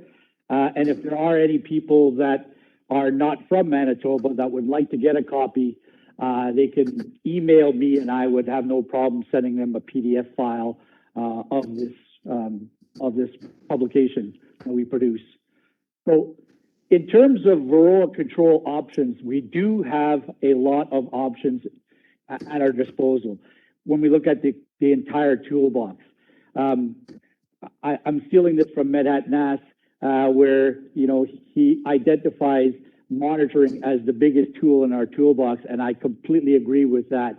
We do have a group of treatments that we call the hard chemicals that are typical treatments that they might take longer periods of time to completely get control, but they are usually often independent of any kind of weather conditions or anything like that. So Amitraz, fluvalinate, or flumethrin, fluvalinate, and Coumaphos, which I guess their trade names are Apivar, Baverol, Apistan, and Checkmite, are what we generally consider our hard chemicals.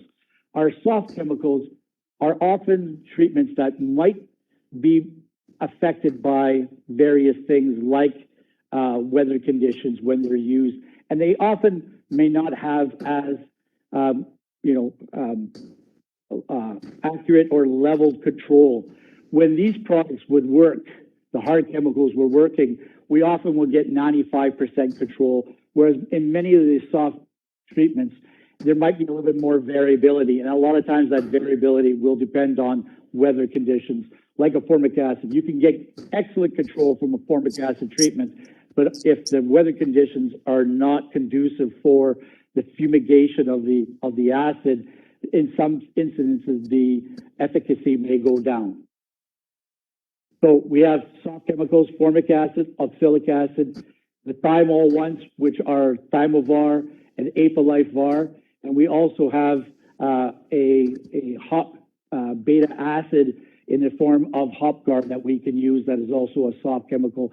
And I did include a cultural method here too, where you can reduce mite populations using the drone brood removal method.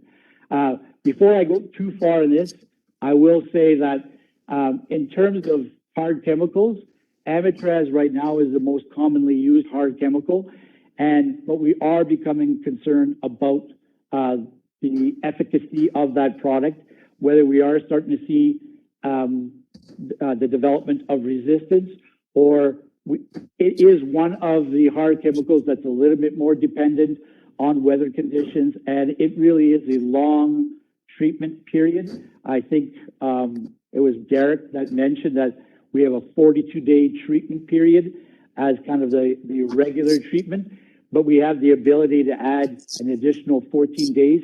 That brings it up to a 56-day treatment period. This is one of the chemicals where you really probably should plan to treat for 56 days. Our weather conditions, at least in Manitoba, usually will have periods of unfavorable weather, which really requires this treatment to be in the high for the full 56 days. In terms of another treatment that is still readily available, it's the flumethrin, the Varroa product. There is some concern that even though we haven't documented resistance of this product, it is closely related to the fluvalinate, the Apestan product, which there is documented resistance in. And because they're so closely related, cross resistance is certainly a possibility. So in some instances, the level of control you can expect from flumethrin when there is the presence of fluvalinate resistance will reduce the overall efficacy. So it isn't a chemical that you can readily expect to get a very high level of control. We're generally seeing that it's probably more in the 60% control, 60 to 70% control, rather than, we used to expect 95% control from Amitraz, but probably more 80% control from that product now. As I mentioned, fluvalinate, we have documented resistance, and Coumaphos, we have documented resistance. So our expectation is that the level of control you can count on is quite low. If beekeepers do get away from the product for long periods of time, like 5 years, there may be the possibility of reusing these products and getting some level of efficacy. But every time we've seen that in the early days of resistance development in the early 2000s, if you went away for 3 to 5 years, you could use Apestan again and maybe get 1 year of good control, and then it would go down again. But we're not seeing that very often anymore. So these two chemicals are really a last resort chemical treatments. And I'll include, discussions of how to use them, but they're at the back of my presentation. And if I start to run out of time, that's where I'm going to start shaving off some of the detail from those treatments. So with that, I'll move on to the individual products. I kind of organized my presentation to start with the most commonly used products. So I'm going to be starting with Apivar. Can I get the next slide? So Amitraz or Apivar, I'm going to be touching chemicals, so I don't want to. So Amitraz or Apivar is again the product that is a hard chemical. It's in the form of a strip that's very, very easy to use.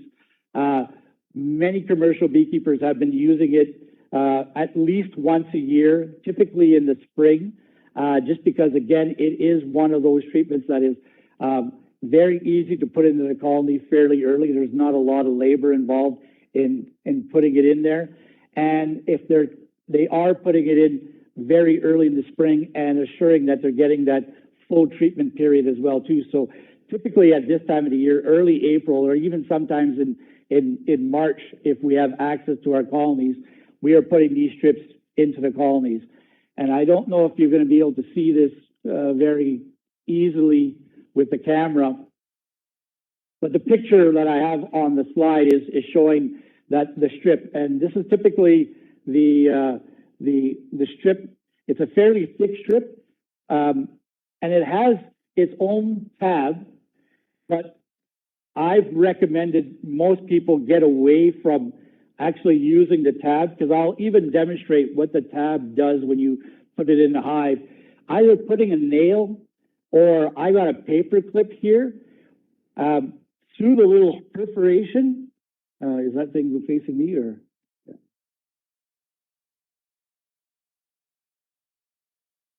Is that going to work, or should I just stick with, okay.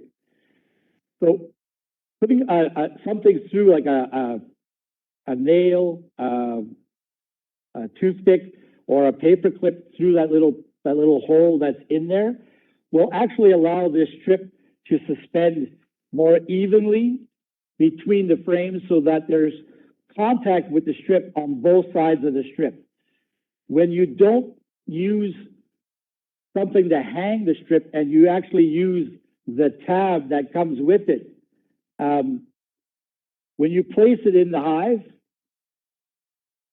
it generally will draw the strip closer to one side and often put it right against the comb. And if it's a fairly drawn out frame, it'll put it right on the face of that frame, and it won't allow bees to have access on that side. So you're really only allowing the bees to access one side of the strip. So even though that tab comes with those strips, it is highly recommended that you don't use them, and you use that little hole to actually suspend the strip. Very important, this product is one of the treatments that requires you to follow the label to a T. If it says 1 strip for every 5 frames of bees, you need to assure that you have 1 strip for every 5 frames of bees. So if you have a single box that is basically occupying the entire, area of the box, you are going to need a minimum of 1 strip. Don't try to get away with 2 strips. Don't try to get away with 1 strip. If your hive is only occupying half of that single, when you initially start your treatment, you could just put the 1 strip, in that 5 frames of bees. But as the colony grows, you need to continue to add additional strips. Or the other thing that you need to do is that you have to ensure that bees have contact to the strips. So let's say your colony only is occupying about 7 frames of bees, but you put in 2 strips. You have to assure that you locate those strips where the bees are located. Typically, that's just off the center of the hive, so not directly, in the middle of the hive, but just off to the center. So probably about 4 or 5 frames in, you will put 1 strip, or 4 frames in, you'll put 1 strip. And then from the other side, about 4 frames in, you'll put that second strip. If the bees move over to one side the next visit, you need to assure that if there are no bees gathering on that second strip, if you have more than 5 frames of bees, you should relocate that second strip where the bee population is, or center your population back in the middle of the hive so that you can keep those in the same position. So as I mentioned before, you need to plan for a 56-day treatment period.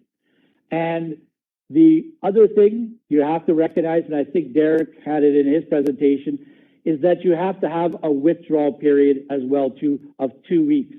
So you need to plan this treatment so that you get it in early to try to get the full 56 days, but you also have to be able to remove that strip before you put any supers on your hives.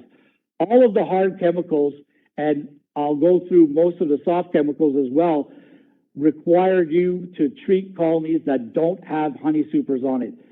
Realistically, the only treatment that allows for honey supers to be on the hive the same time they're being treated will be the formic acid treatments, the Mitaway quick strips, or the Formic Pro strips.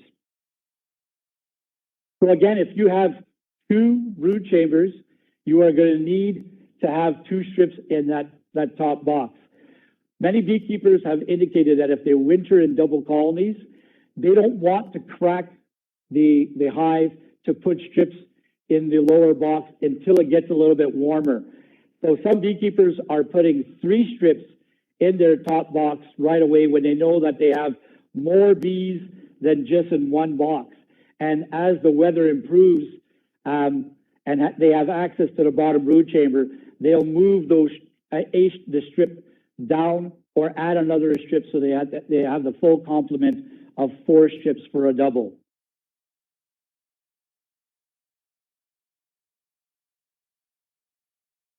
Okay, can I get the next slide? The next commonly used treatment, and just to go back for Apivar, I mentioned it's commonly used in the spring, but you can use it in the fall as well too. Oxalic acid is again a growing a treatment that is growing in popularity. A lot more beekeepers are starting to use this treatment. It's been around for a very long time, but probably within the last 10 years, it has gained a lot of popularity in terms of trying to control the mites either in the fall when there is no brood present, and try to ensure that you clean up all the mites that might be remaining if you had some treatments that weren't very successful, or when you monitored your level of mites in the fall were either below that economic threshold or right around economic threshold, that would allow you to wait a little longer to actually use a product like oxalic acid, because oxalic acid will not kill any brood or any mites in the brood, and it isn't a very long treatment. A typical application of oxalic acid will last approximately 5 to 7 days. There are 2 methods of applying it. The method here is the drizzle method, where you add the oxalic acid to a sugar solution and you drizzle that in the hive so that the bees will pick it up and they'll distribute it amongst all of the nestmates in the hive. The treatment is done with a simple syrup, which is a 1-to-1 ratio of sugar and water, so that it's not very thick syrup, but it's still got a sticky factor. So when it does land on the backs of bees, they will start to groom themselves and they will start to spread that treatment. So the treatment is mixing 1 liter of the simple syrup with 35 grams of the active ingredient, the oxalic acid.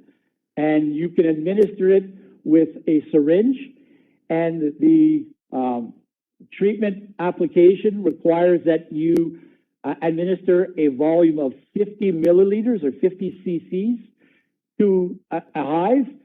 So typically it's done where the syringe is releasing approximately 5 milliliters per bee space in the hive, so that you get 10 5 milliliter treatments.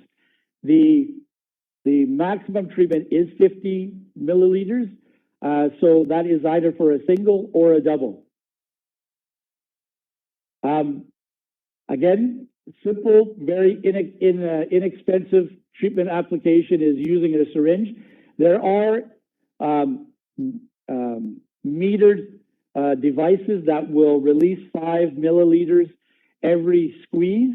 And so if you have a lot of hives to do, this is probably a very good investment so that you can go through your hives very, very quickly. One important factor is that when you're drizzling oxalic acid, it really is meant to be a single treatment. So if you are using this either in the fall or the spring, you really are only applying 50 milliliters, at a time. You're not going to be applying multiple 50 milliliters within a short period of time. So if you choose to use it in the spring, you apply 50 milliliters. You can use it again in the fall with that amount of separation between treatments.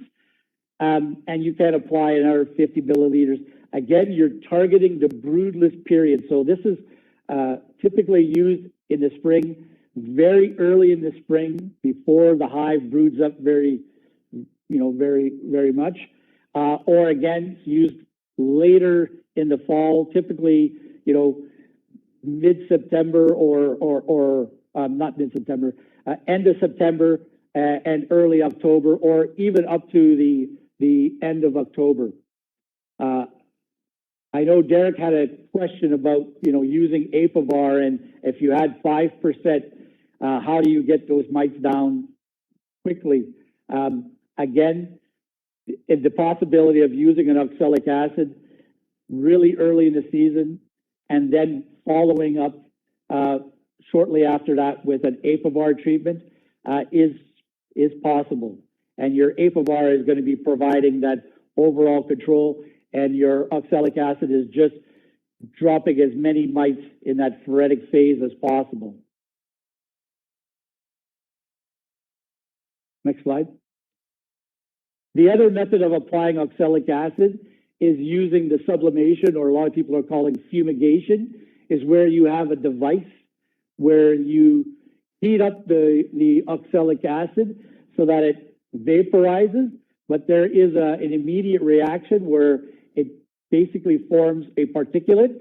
So it's almost more comparable to an aerosol, where as soon as that gas released and forms that particulate, it tends to collect on all the surfaces in the hive. And the device would go in the entrance of the hive. Oh, is there somebody? So it would go in the entrance of the hive, and what you would want to do is you'd want to block off all of the hive so that there is really only one small little area where there would be air that could go in when you put in the device. If you are using a screen bottom board, it is highly recommended that you remove the screen bottom board if you're going to be doing an oxalic acid fumigation. The treatment is to put 1 gram of oxalic acid, those little prills that are available in that container. Very, very cheap treatment, inexpensive treatment. 1 gram per brood chamber. So if you're doing a double, you would put 2 grams in that device, and you would.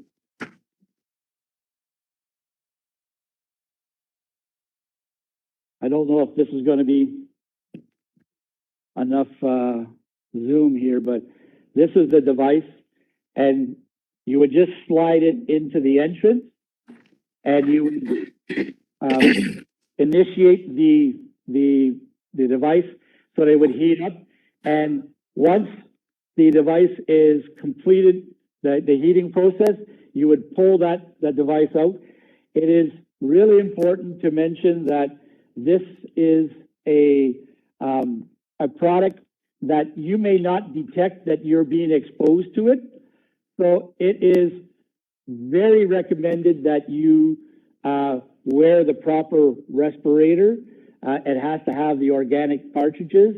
And if you can't afford a full mask, you should really consider using the full mask.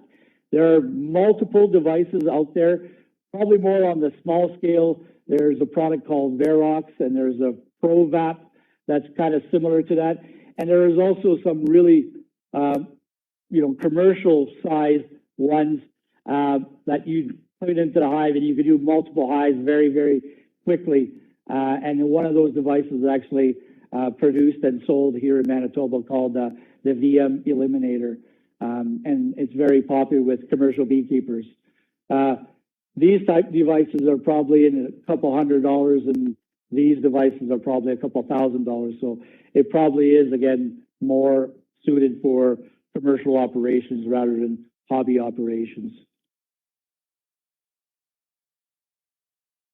Next slide. The next commonly used treatment is formic acid, and there are other treatments. So you could purchase liquid formic acid to make up your own pads, but one of the commercially available formic acid treatments is produced by Nod Apries, and they produce both Formic Pro and Midaway Quick Strips, and both are quite similar. I believe the Formic Pro has a longer shelf life. There's a slight difference in concentration, and the Formic Pro has 2 recommended kind of treatment options, whereas the Monterey Quick Strips has 1 general recommended treatment option. The Formic Pro, you can use the 1 strip or 2 strips, and you can choose the option of, if you use 1 strip, you leave it in the hive for 10 days. And if you use the 2 strips, you would leave it in the hive for approximately 2 weeks, 14 days. And you would monitor the mite levels. And if you need to treat again, you could just follow up with another treatment. Allow the hive a little bit of recovery period. So maybe a week or 2 later, and you could reapply if your mite levels were still telling you that you were above economic threshold. The drawback of this particular product can be that if you do not use it in the temperature range that is conducive for the product to release, it is a vapor being released. So unlike oxalic acid, which coats the surfaces, this remains in a vapor form and in your hive. You want to seal up your hive, but you want to make sure your front entrance is left open completely. And you don't want to disturb the hive during that treatment period. So if you have the 1 strip in there, you really don't want to disturb the hive for 10 days. And if you put the 2 strips in there, you really try to avoid the hives for the full, 2-week period. So the temperature range is from 10 degrees Celsius to approximately 30 degrees Celsius. That's the range you want to be in. If you're much lower than that, you may not get very good vaporization, so you might not get very good control. And if you're on the high scale of that, there is a risk of damaging bees, brood, and as well as causing supersedure of the queen. So it is a product that has some drawbacks, but it is a very effective mite control, and it is one of those treatments that is fairly quick in terms of getting mite levels down very quickly. So, as opposed to Apivar, which requires almost 2 months, you can get mites under control in about 2 weeks. So it has its place. It's typically used more in the spring, but it can be used in the fall as well too. You do not want to use the product too close to when you want to split your colonies, because the typical 3 days to 4 days, you might see some brood reduction in your hives. The queen will stop laying. So it will create a small brood gap, but usually the bees will compensate for that shortly after. So you'd want to do this treatment, early enough so that you can get away from when you need that brood for your splits, but you want to make sure you don't do it too early so that you continue to have the temperature range that is optimal for the treatment.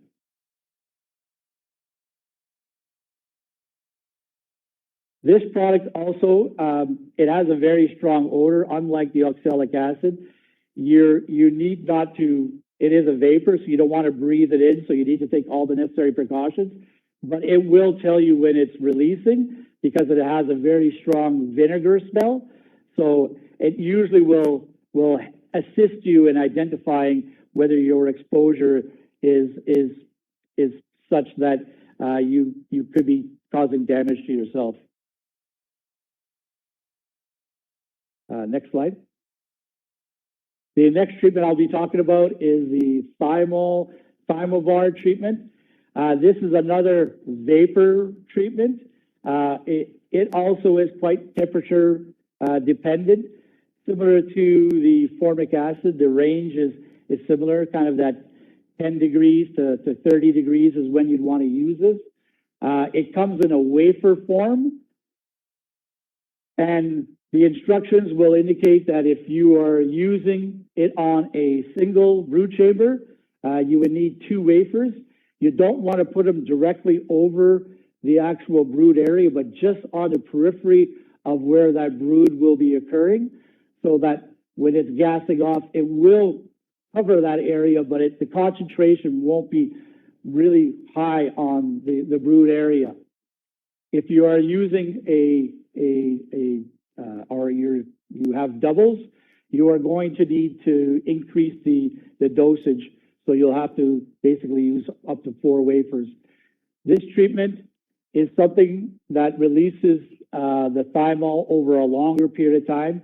So you would typically put this in the hive when the temperatures are conducive for the release, and expect to leave it in there for approximately 3 weeks for your first dose.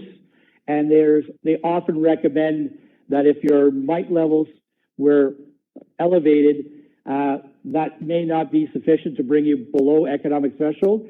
So you'll need a second treatment for another 3 to 4 weeks.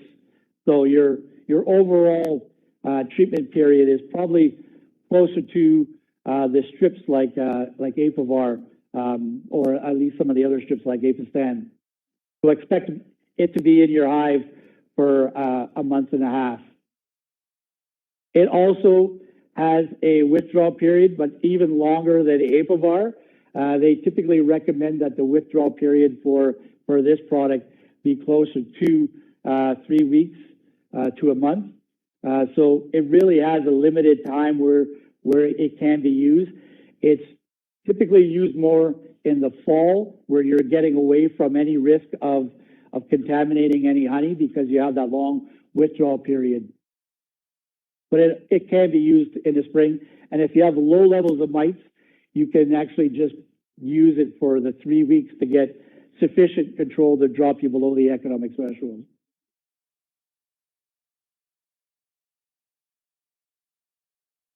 Yeah. The next thymol treatment is Apilivar. This is a relatively new one, but similar to Thymovar, it is a vapor, and it's using a couple different essential oils, or it has thymol, eucalyptus, but it is administered a little bit differently. These strips don't contain a long treatment. You usually will use one of these little pads where you break into 4 squares and place them on generally the 4 corners of the hives, not directly in the corner, but a little bit inwards. But you don't want to place them directly over the brood area. They do gas off very quickly. So 4 of these little squares will probably gas off in between 10 to 14 days. Actually, probably 7 to 10 days. And it will require you to do multiple treatments. So you typically will use 3 of these little pads for an overall treatment, of each treatment being 7 to 10 days long. So after 7 to 10 days after your first treatment, you will remove these little squares and replace them with new ones and leave them in there for another 7 to 10 days. And then the last treatment, you can leave it in there for a little bit longer. Typically, you say they'll completely gas off in about a week's time, but I think the label recommends that after 12 days, they'll be finished their treatment. It is a very strong odor, so again, similar to the other thymol-based product, you have a long withdrawal period, and this one also is approximately a month before you could put honey supers on your hives and produce any honey.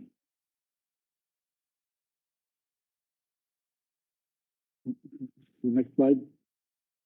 The next treatment is the Hop Guard.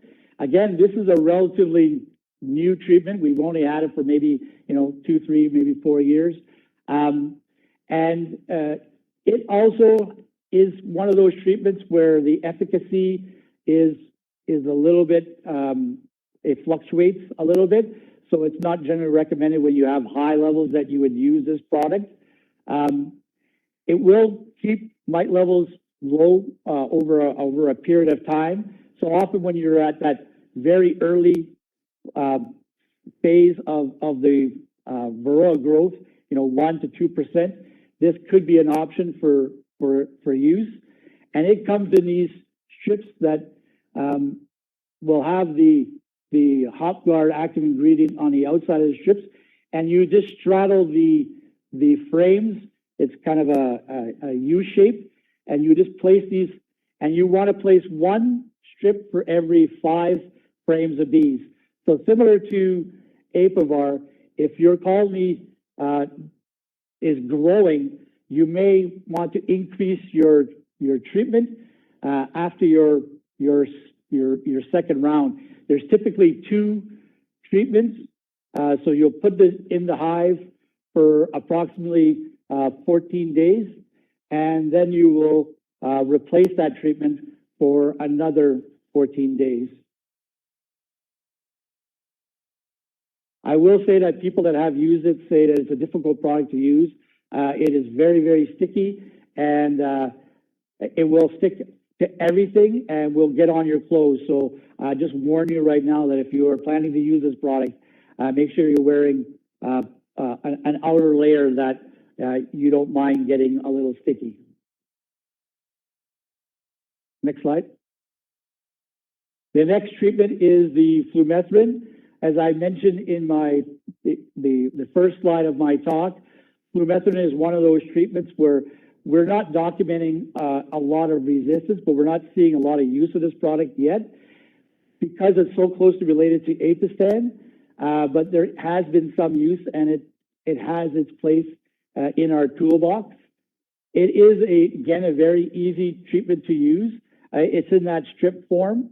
The recommendation, similar to some of the other strips, is that you put this in the hive and expect it to be in there for 42 days. So it's a long treatment period for these strips. A little different than something like Apivar. You need to put 4 of these strips per brood chamber. So if you actually are running doubles, the label is recommending that you use 8 strips for that treatment. But again, you just put them in once, and after 42 days, you pull them out. So it is a fairly easy treatment to use. The strips have this unique little clip on the top where it's built in. Unlike the Apivar, that clip allows it to suspend in between the frames quite nicely, so that the bees will have access to both sides. And actually, there is a possibility of clipping 2 of these strips together. So you could actually, when you clip them together, you could pull the 2 strips out from the top and bottom box all at the same time. So that is a nice feature of these particular strips. Next slide. The next 2 treatments I'm going to be talking about, I prefaced saying that we have documented resistance. So I'm going to describe, again, how you use these treatments, but for the most part, these treatments are not being used very much by the industry because of concerns of resistance and the failure of getting good mite control. But with monitoring, again, it is possible to use these strips and determine whether you are getting good mite control or not. And as a last resort, if you need to use them, they're definitely there as a possibility. Similar to many of the other strips, it is something that you can place in the colony very easily with very low labor. It suspends in between the frames like the other strips. The recommendation is, again, 1 strip for every 5 frames of bees. So it follows, the directions very closely to products like Apivar. The recommendation is a 42-day treatment. And in most cases, when this product is working, a 42-day treatment is all you really need. So the treatment does seem to move effectively amongst the population when these strips are placed in the hive. Again, if it's cold outside or warm outside, it doesn't really tend to affect the movement of this particular product amongst the population. So it is an effective treatment when there's variable weather conditions. So it was very commonly used, for a probably starting in the 1990s all the way through to about 2000. It was the most commonly used product, and we had very good control with it, for close to 20 years. So it was a very effective treatment. I don't know if I have much more to say. It's all been said. And the last hard chemical I'm going to be talking about is Cumafos. This was introduced to help deal with the development of resistance to Apistan. We only used this product effectively for approximately 3 years. It was very effective when we first started using it. It followed very much the same recommendations as the other treatments. So 1 strip for every 5 frames of bees and a 42-day treatment. So it was a very easy learning curve. Although this particular treatment, the mites develop resistance very, very quickly, and approximately 3 to 4 years later, we pretty well had widespread resistance.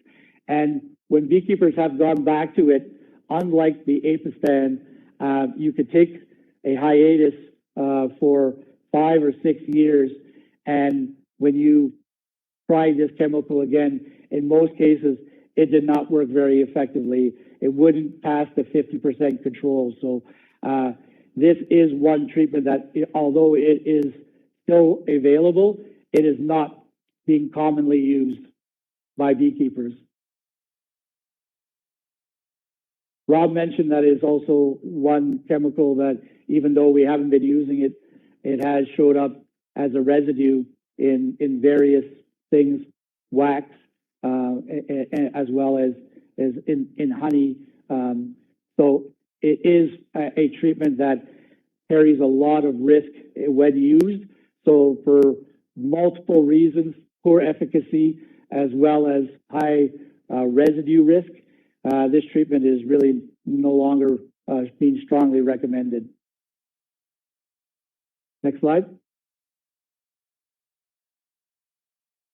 And the last slide that I have here is just going to be talking a little bit about the drone removal method. And this is a non-chemical form of Varroa control. It can be effective at controlling the growth of the mite population, where you heard in Dr. Curry's lecture that drones are actually more attractive to mites than worker brood. So when there are lots of drones available, it actually will draw in a lot of mites, and you can actually remove that drone brood after 24 to 28 days and actually remove a lot of mites from your hive. And if you do this over consecutive periods, throughout the spring, you could actually have a dampening effect on the growth of the mite population. Whether it's an absolute standalone treatment, that's debatable. Mixed in with some of the organic acids, like the formic acid or oxalic acid, it may have an ability to keep the mite population very, very low. If you're in a geographic area where there are no other beekeepers, so whatever mite population you have in your operation is really due to your mite control. If you really get your mite levels down, this treatment could help to keep them down over longer periods of time. There are frames like the one in this picture here. They're typically green, that is embossed with the drone cell size that the bees will readily, draw out as drones, and the bees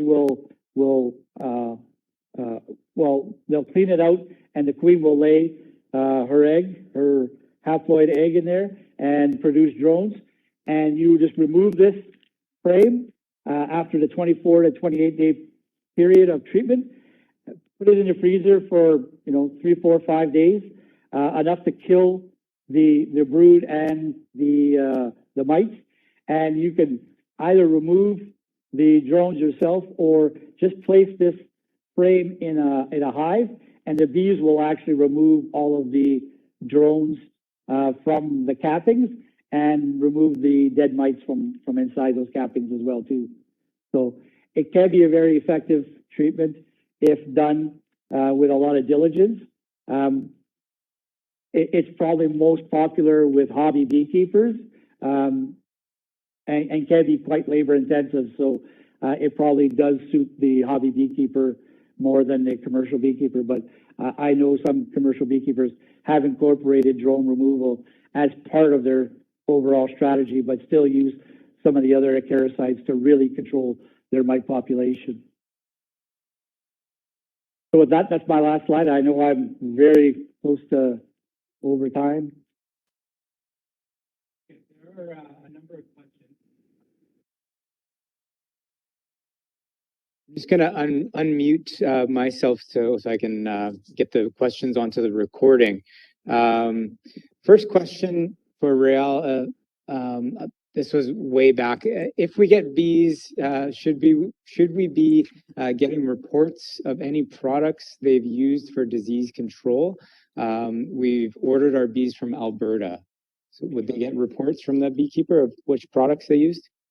I think it would be a good strategy to know what is being used on your bees, especially if you are trying to use integrated pest management and trying to assure that you are rotating your treatment. So having that information is certainly a good strategy. And I'm pretty sure most beekeepers will readily share that information if they are asked. Okay, next question. The Apivar strips come in packs of 10, which is more than many hobbyists may need at one time. The package does not have its own seal to reseal and save for the next year. Can you put the package into a sealed bag and use it the next year, or do they lose effectiveness when opened and exposed to the air?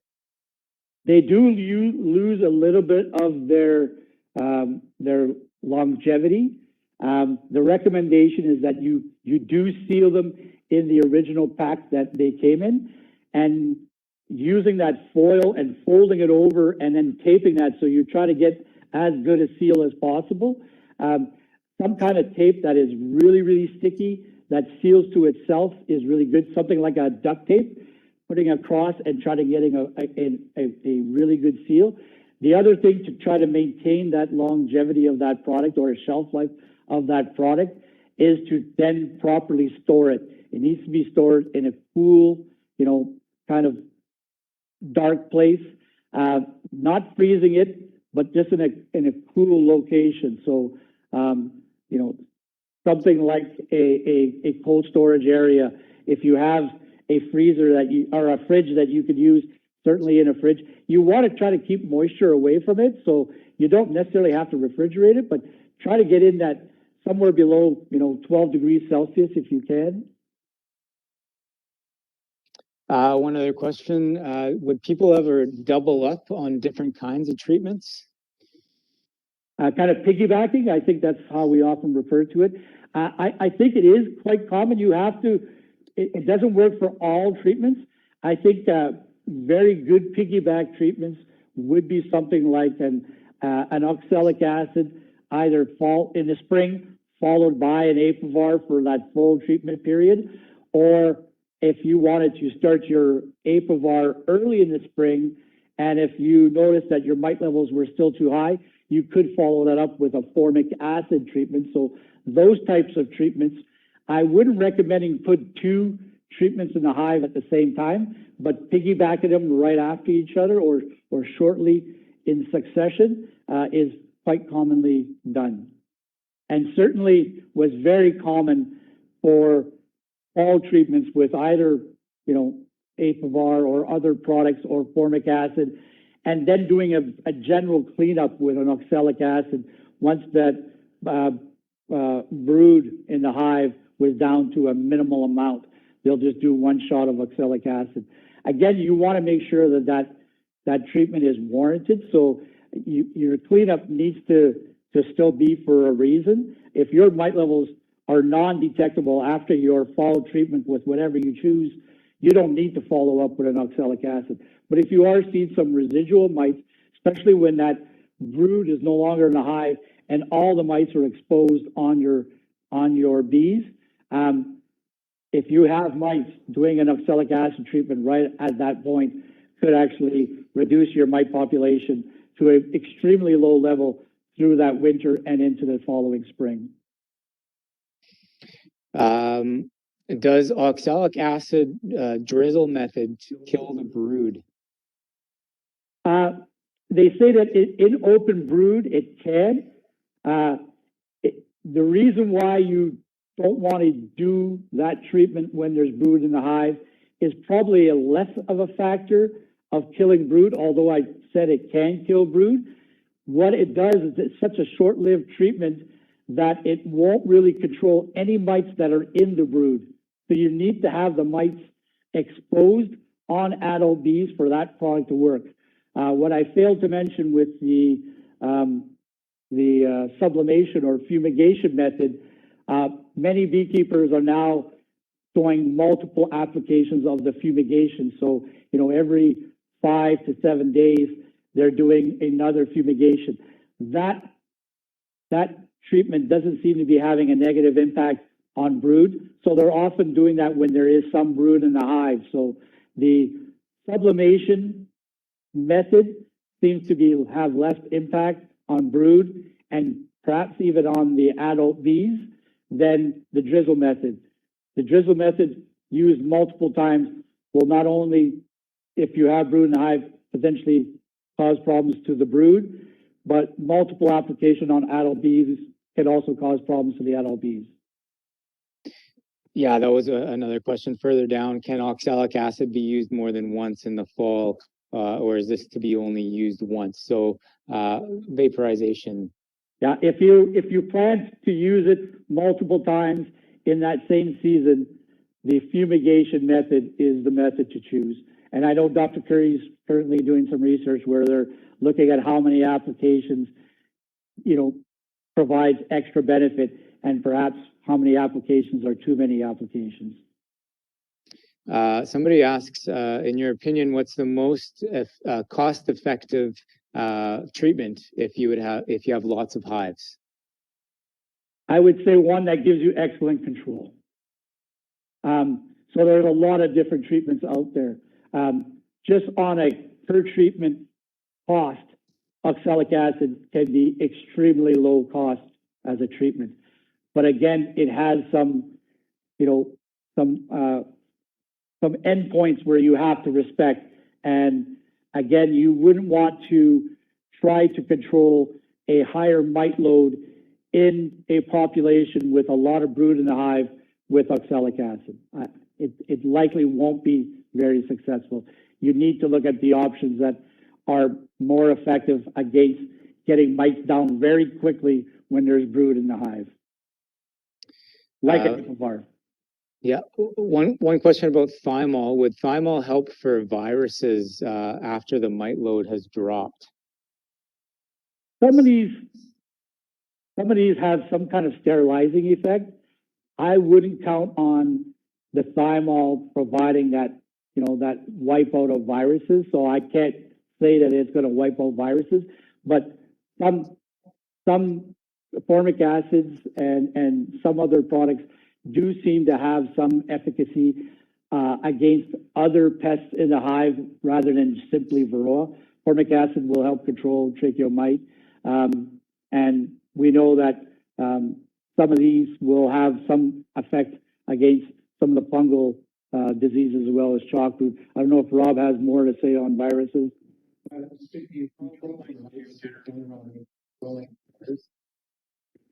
Yeah. Yeah. I'll just translate what Rob says. Rob says when you focus on controlling the mites, you're often helping to control those viruses as well too. So your focus should be on the mites. Someone just had a question about apolife bar. If you can just say what the essential oils are in that product. I don't know. Yeah, I don't have them memorized, but if you do got a copy of this, it's all listed here. I know eucalyptus is one of them. It should be fairly close to the front. I hope I can find it quickly. Yeah, thymol, eucalyptus, oil, racemic, camphor, and menthol. So it has menthol as well too. So thymol, eucalyptus oil, racemic, camphor, and menthol.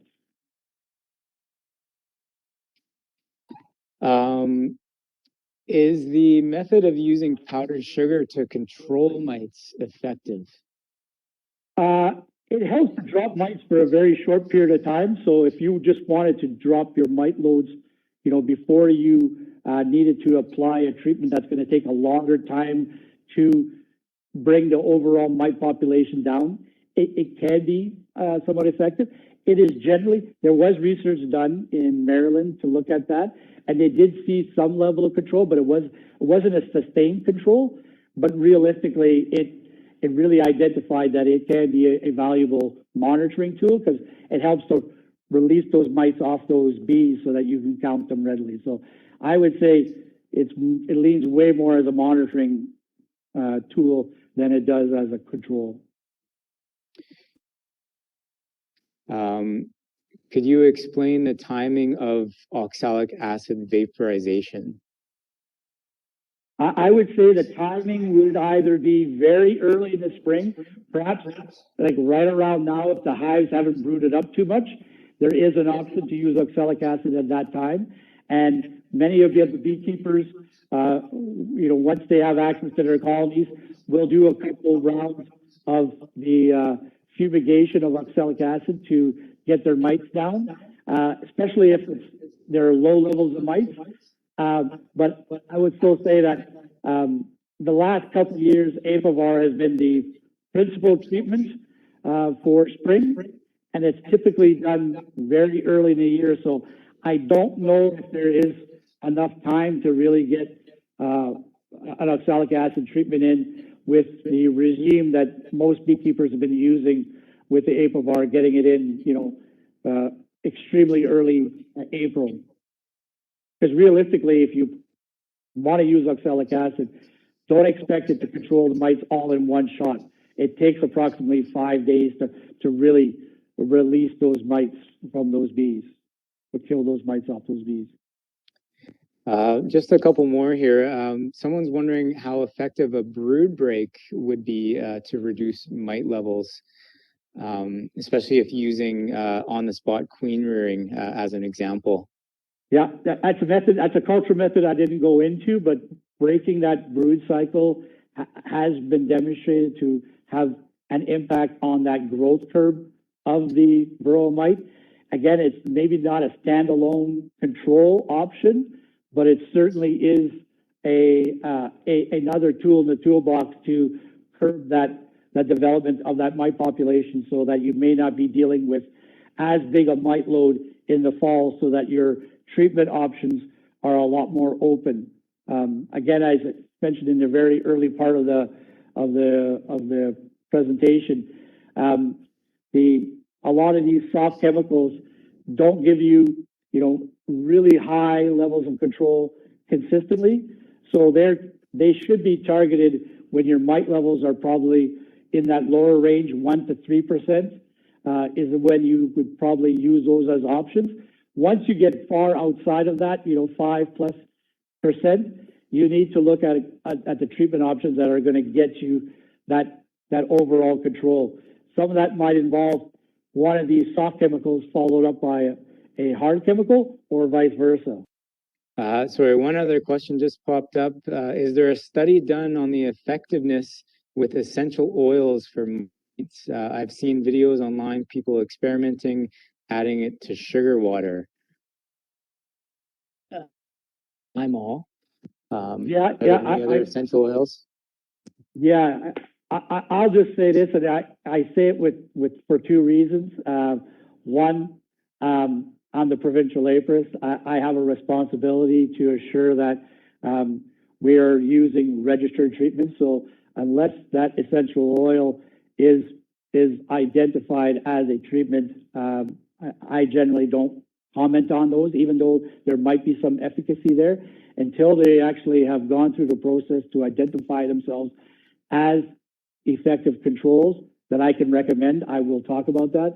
And I guess the other one is that I always tell people, don't try to recreate the wheel. We have a toolbox of a lot of very good treatments. Even though we lost a lot to resistance, we still have a lot of very good treatments out there that are backed up by good science. The research was there to prove that they were efficacious, but they're also safe to use for both the user and the bees.